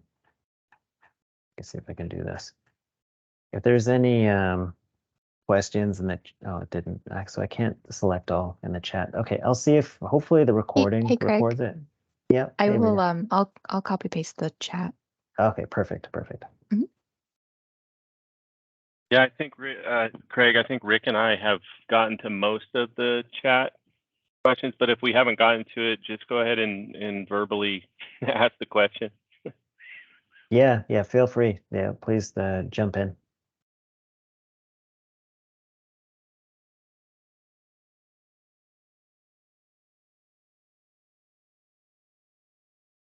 And just curious, so what does everyone think about in terms of completeness? Like, for example, I know there's some speculation about like things like manufacturing process, which is, one of the trickier ones to do. Like, were you surprised that we were able to structure it? Still some skepticism out there, or are you starting to become believers? What do you think? Obviously, this is, I mean, there are things to be further discussed. Like, for example, what is the main constitution of the CMC model, but I think that the model can be further evolving, and we can add more information in there, I mean, the domain in there for sure. But I think that this is a good start for POC purpose, proof of concept purpose. Like I had a question from when I saw this model the first time I saw it, and the stability protocol. Now, where is the batch information? But actually, it's residing in I realized that it's residing in the batch information as part of the protocol already when I read through the entire slides.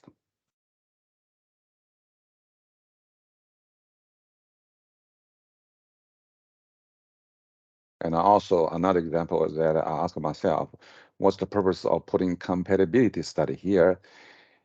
And that's typical down in the process development part, but I realized maybe there's a need for that as well. So this can be, this on the other shows the flexibility of adding and information as needed by sponsors and by individual companies for different applications.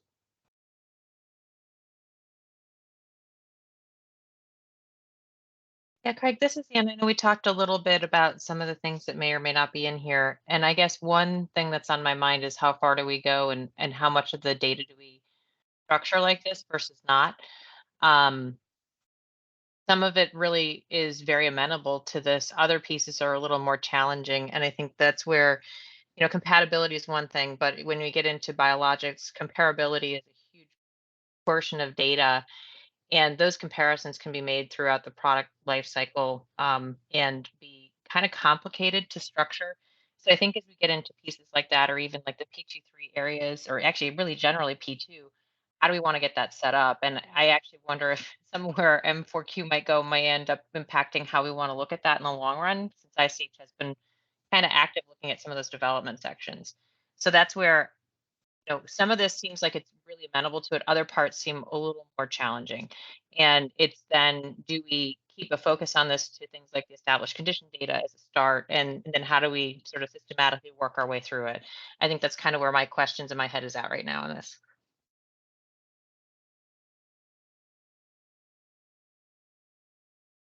Yeah, thanks. Yeah, it's a good point. It's a ongoing debate is like how deep do you go in terms of structure? How deep can you go in terms of structure?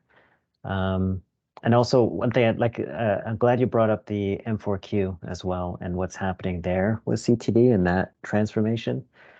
And one thing we've tried to do is you'll notice in this model, it doesn't mention CTD or the CTD structure. And what we've tried to do is be agnostic of CTD and just say, here is the data in its natural state.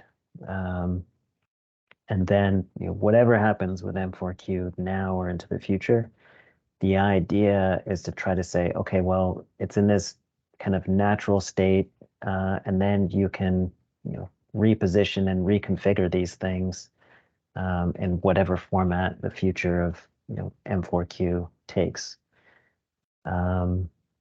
And even things like established conditions is like as that evolves, as that story evolves, just like you're saying, is like how can we incorporate that into this, or can we incorporate that into this? So it'll be interesting to see how that goes. But yeah, any thoughts from the team on just those comments that Anne made? Because that's an interesting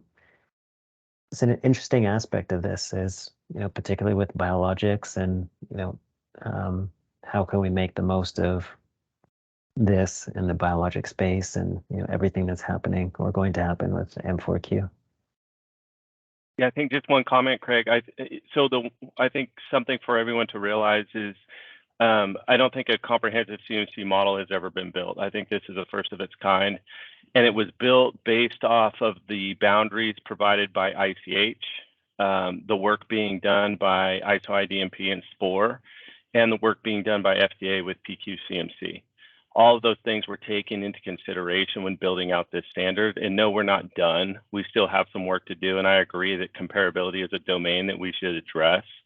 But the nice part about ICH in the Common Technical Document, M4, is it gives us boundaries. And within CMC, we have to stay within those boundaries. And if we have boundaries, it gives us the opportunity to structure, standardize, and automate.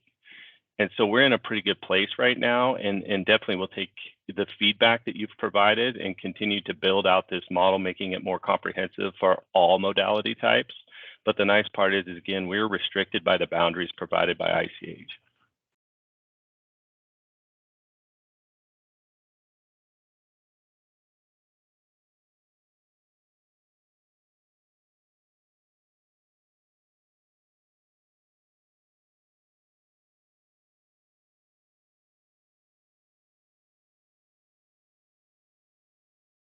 So one of the things to ask the group is, what would you like to see in future? So in follow-up. So would you like to have some time to go through some of this information, maybe take a deeper dive into some of those HTML files, and then come back and review the feedback together?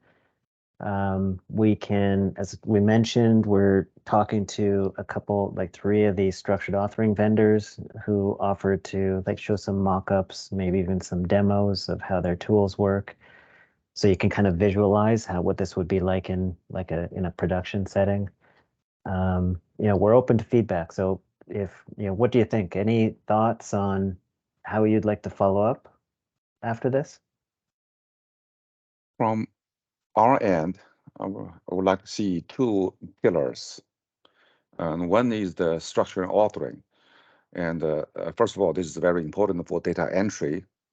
And secondly, just in case FDA or EMA doesn't accept, which we don't think it will happen, it most likely will, but as a standalone tool for structural authoring, I think this is very important. And that's pillar 1. Second pillar is still the interface with the agency.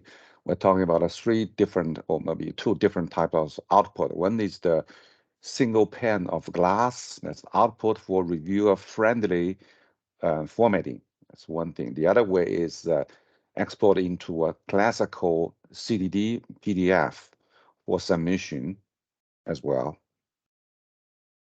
That's all. Okay, great. Thanks. Make a note of that. Thank you. This is Greg Rouleau. So thank you very much for all of the time and effort into this. Really very valuable. I think that there is value maybe to have a separate discussion about the domains and subdomains. As was mentioned, comparability is something that needs to be discussed, but there's others as well. Development, established conditions, control strategies, the utilization of devices and digital therapeutics are all things that just need to be discussed to see, do we have them covered in the domains and subdomains? The second thing is, I think it'd be valuable for all of us to kind of get a handle on structured content authoring and that interface. Thank you.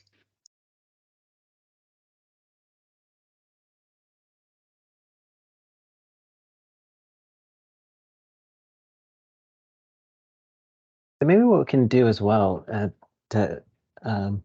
thanks for that, Greg. 'Cause what we can do is maybe put together a roadmap and say, okay, here's all the domains, subdomains. We can say, just in the interest of scope and time, we could say, okay, here's version 1, and we have to have a cutoff at some point in time. And we can say, okay, here's what's in scope for version 1.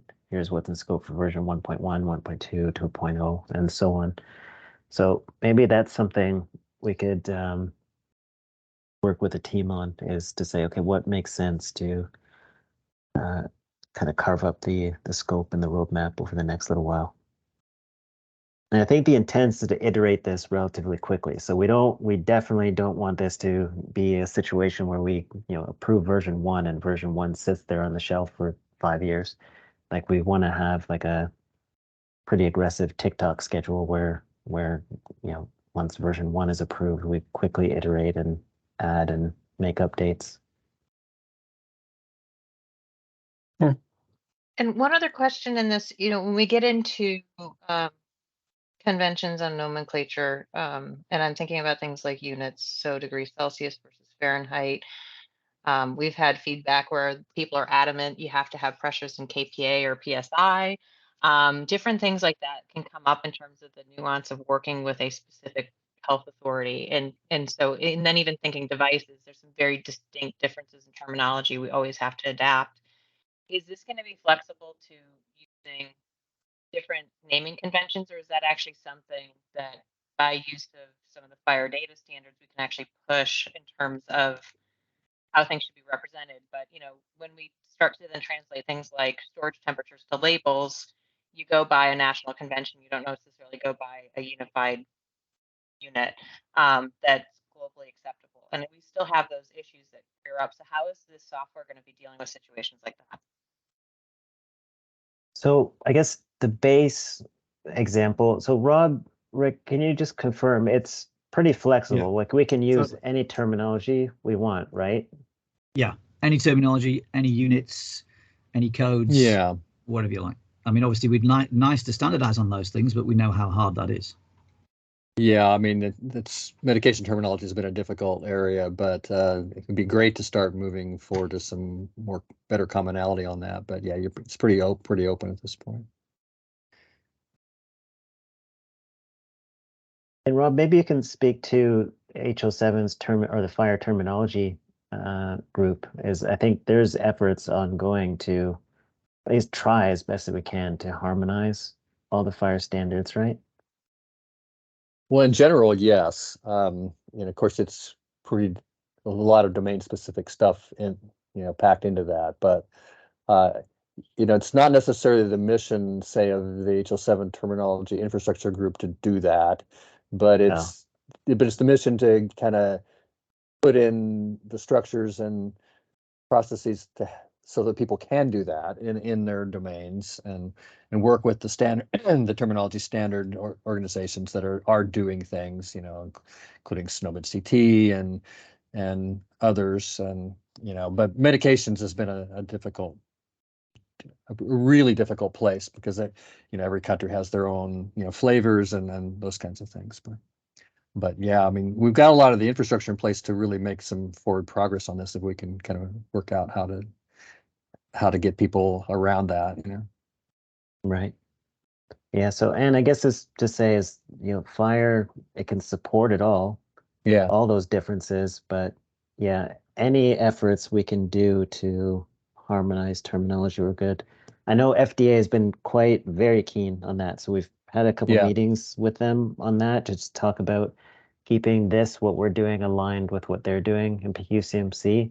And terminology was like one of the top things they called out is, can we try to keep the terminology as consistent as we can? So yeah, and maybe because this is new, like as Mike said, this is the first of its kind to structure CMC like this. So now is a fantastic opportunity for us as industry to say, if we see opportunities to align or harmonize, or at least promote it, now's the time to do that. Yeah, actually, I'd like to echo on that. I mean, I think this seem like a really great time, and if this group could put together some reasonable level of recommendations of what would work, that would probably be a huge step forward. And FHIR, it might not be beyond, say, a preferred terminology binding or something, so it still leaves people open to do whatever they need to do. But if you had, kind of had that out there, that would be a big step forward, I think.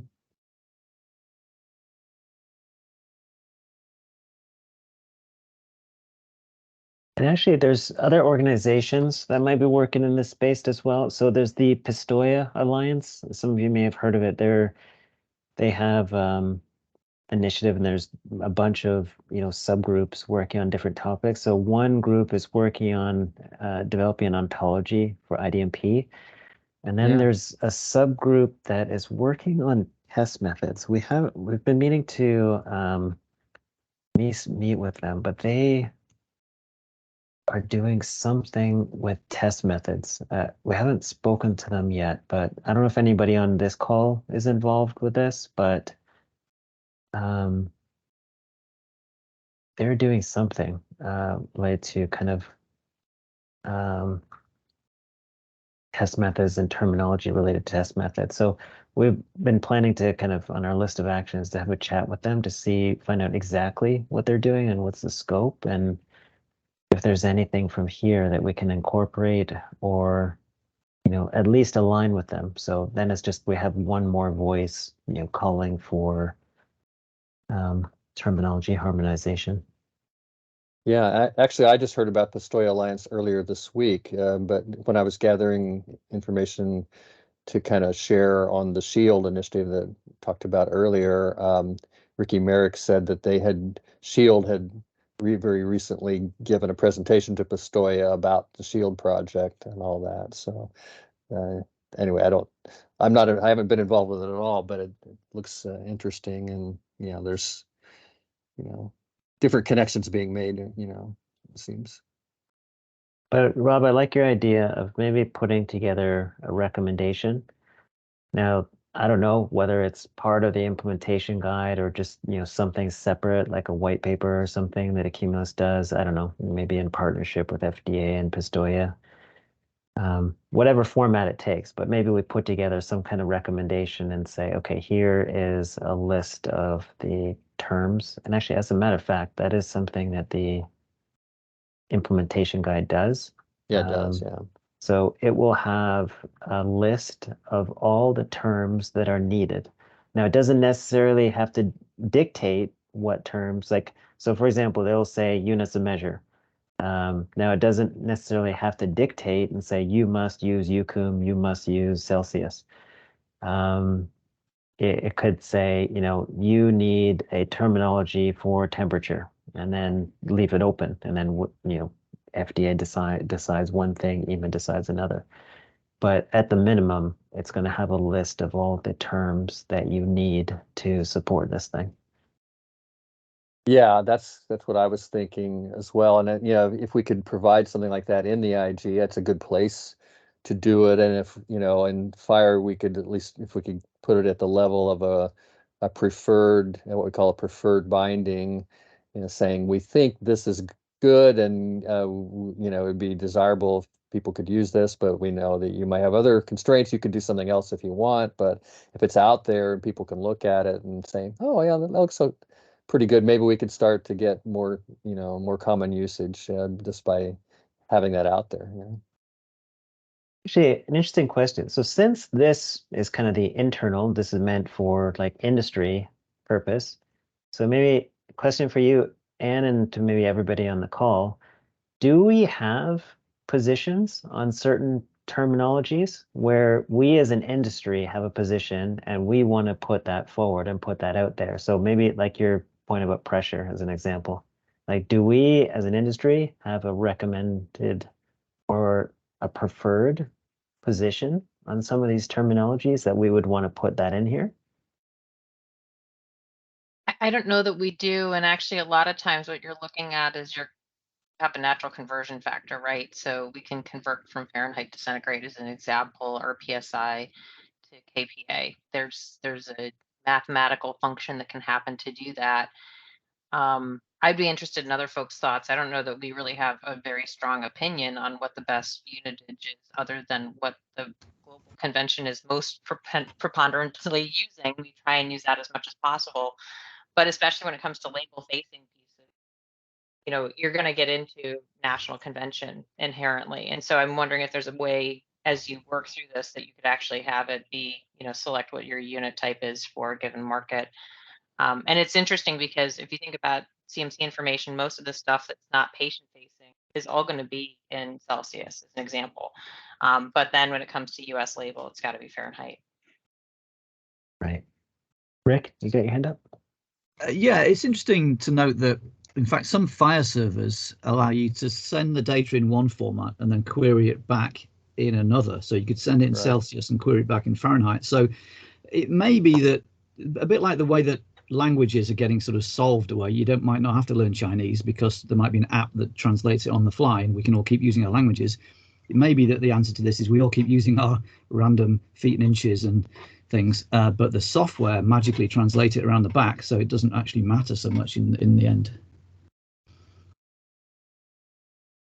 And just curious, Rick, in that example, let's say I query the FDA system, and would that conversion happen on the FDA end? Like FDA would convert it to Fahrenheit and give it to me in Fahrenheit, or would FDA send it to me in Fahrenheit and my system has to convert? Or is it you just Well, it take your pick? could be either. This is just software that could be deployed anywhere, but this is kind of in the database, so it wouldn't actually change the data. But when you ask for all the values above a certain temperature, if you ask for it in Fahrenheit, it'll work, and if you ask for it in centigrade, it'll work, and it'll change the number, change the query, produce all the values. It'll probably return them back to you in Fahrenheit, but it means you can query feet in meters and meters in feet and get the right answer, and then that kind of solves the problem in a way. If you find all the people who've got a certain, drug, and it knows that that might be in RX norm or in DM&D or whatever, then you get the drug back, and it doesn't kind of matter. Okay.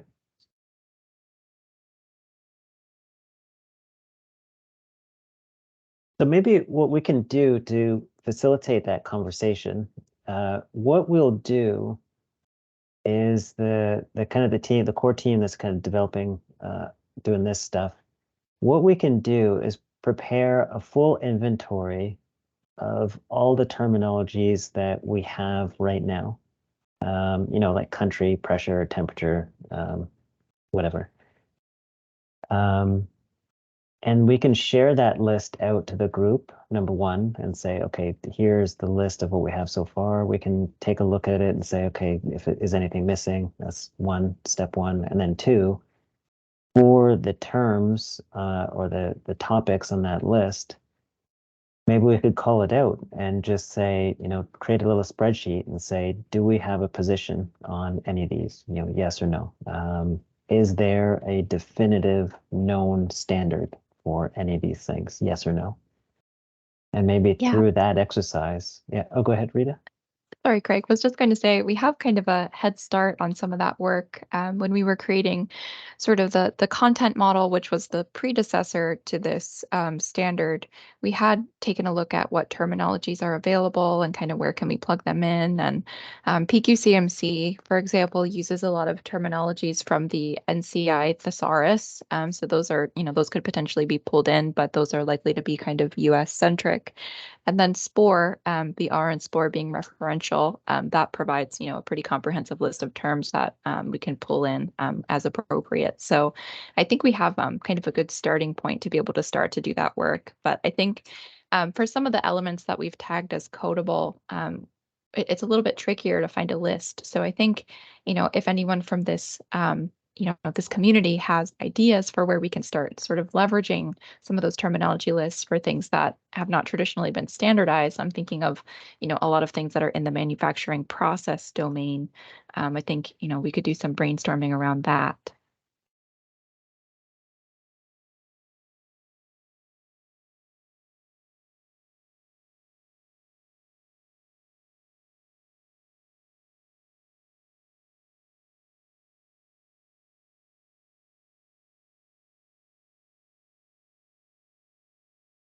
Yeah, that would be great.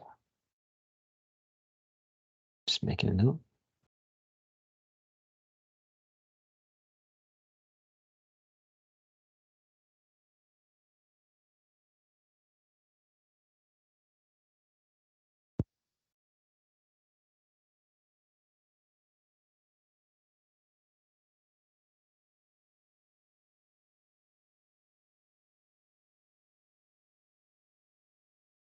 Okay. Any other comments, questions from the team? Will this be the last testing session, or will there be another session by the end of the year? So a couple things. So one, we are attending the HO7 Connectathon. But that is in person. So if you're able to travel to this event, so this is kind of an official event that we need to test everything. So HO7 is hosting this Connectathon in Phoenix, September 9th and 10th. And we have, where did it go? Yeah, so here we have a track at the Connectathon. So we'll go through some of what we've done here today. We'll do kind of get into some of the weeds of the models and making sure things are complete and robust. So we'll go through that. If you're not able, and the way these connectathons work, it's like a conference, but not as kind of together. Like imagine a hall with like a whole bunch of tables, and each work stream has their own table. So it's like the DXPQ, we'd have our own table and we'd huddle and talk about, have a conversation like exactly like what we're having here today, but it's just kind of an official umbrella under the HL7 Connectathon banner. So that'll be this. And then beyond that, I guess it's up to us as we could schedule another one. Rick, Rob, can you remind me, when is the deadline that we have to have the IG, the final draft submitted to HL7? I can't remember. Yeah, I can't either. Well, depends on for what purpose, I guess. I mean, for the ballot. Yeah. Well, actually, okay, remind me, for the January, no, sorry, I mean, for the September ballot, that deadline's passed, but for the January. Sorry, yeah, January. I don't know. I don't remember what it is either, but it's probably like in November or something. I can double check on that. Yeah, it looks like, I think you're right. I think that's just a notification that you're going to ballot. Oh, okay. Yeah, so it's so here it is, Rob, you're right, November. So so we have to have the final version. So version 1, this is 1.0. So and actually that's important too, is we're taking an iterative process. So like we said with the roadmap, so just if something doesn't make it into version 1, not end of the world, I wouldn't worry about it. It just means, we'd have to add it into 1.1, 1.2, whatever. But anyways, we have to have version 1 submitted to HL7, let's say end of November for the January, to hit the January ballot timeline. So I guess it's up to us. So what does everyone think? Would you like to schedule, let's say, so if end of November, would you like to schedule another one in, let's say, like late September, maybe early October, where we have another check-in? Because by then the implementation guide will be, I mean, it's very empty right now because we've been focusing on the models, but once the models are done, and based on the feedback we're getting from you guys now, we're going to start authoring these sections and filling these things in with content like what you see here. So what does everyone think? Maybe another check-in late September, early October, somewhere in that time frame? Yes, please. Okay. All right. So we'll look into scheduling that. So we'll have that, but Craig and Rita, we'll have like mini kind of action items in the meantime, so that we can kind of do these little by little, giving you feedback.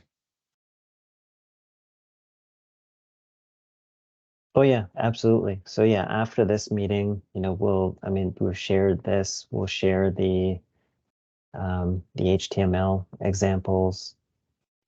Yeah, we'll share that after this meeting.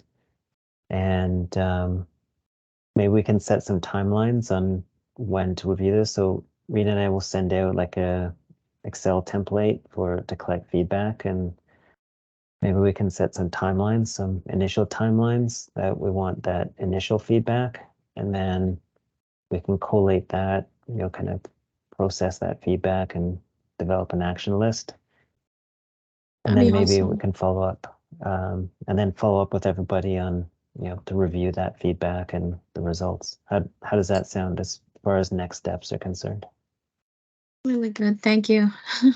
Otherwise, it's like the weeks just fly by, Yeah, that's true. It'll keep us on track. Thank you.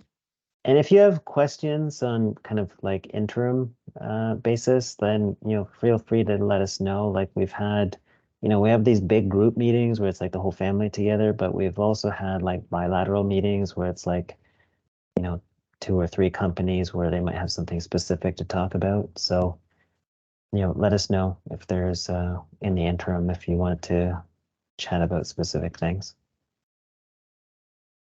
Or specific topics, like some of us here are like vaccine experts or biologics experts or manufacturing experts. So if there's a specific topic that you're keen on, then feel free to let us know and we'll try to adjust.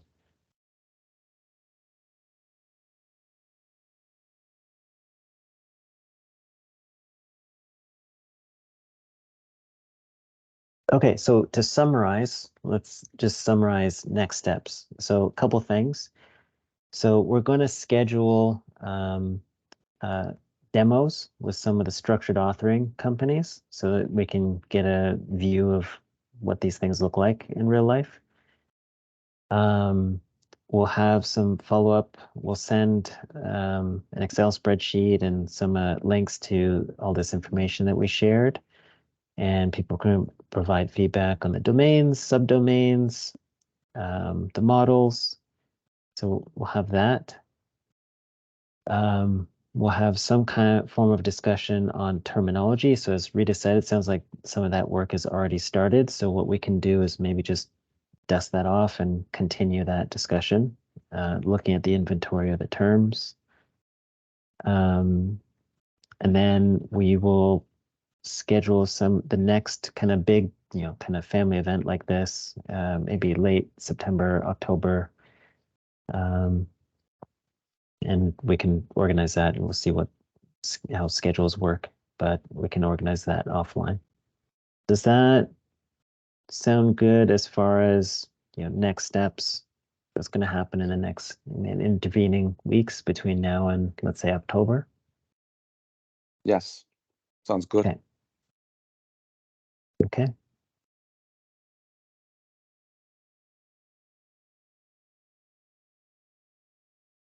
All right. Before we close out, Mike, Rita, Rick, Rob, anyone from the core team, anything to say before we close out? Oh, I didn't see.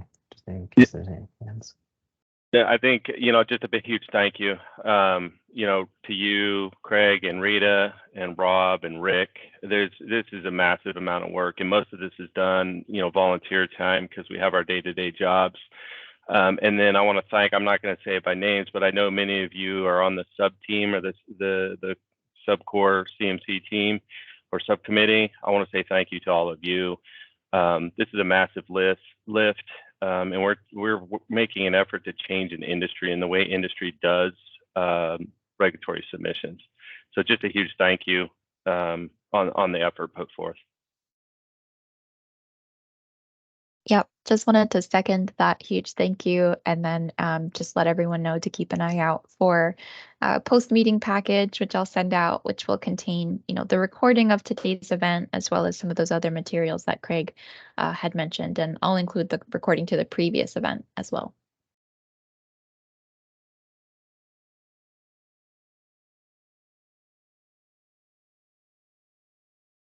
All right. So thanks, everyone. And I guess with that, we will close out and we will all be in touch. Thank you. Thank you. Thanks. Thanks, everybody. Bye. Thank you. Bye now. Thank you.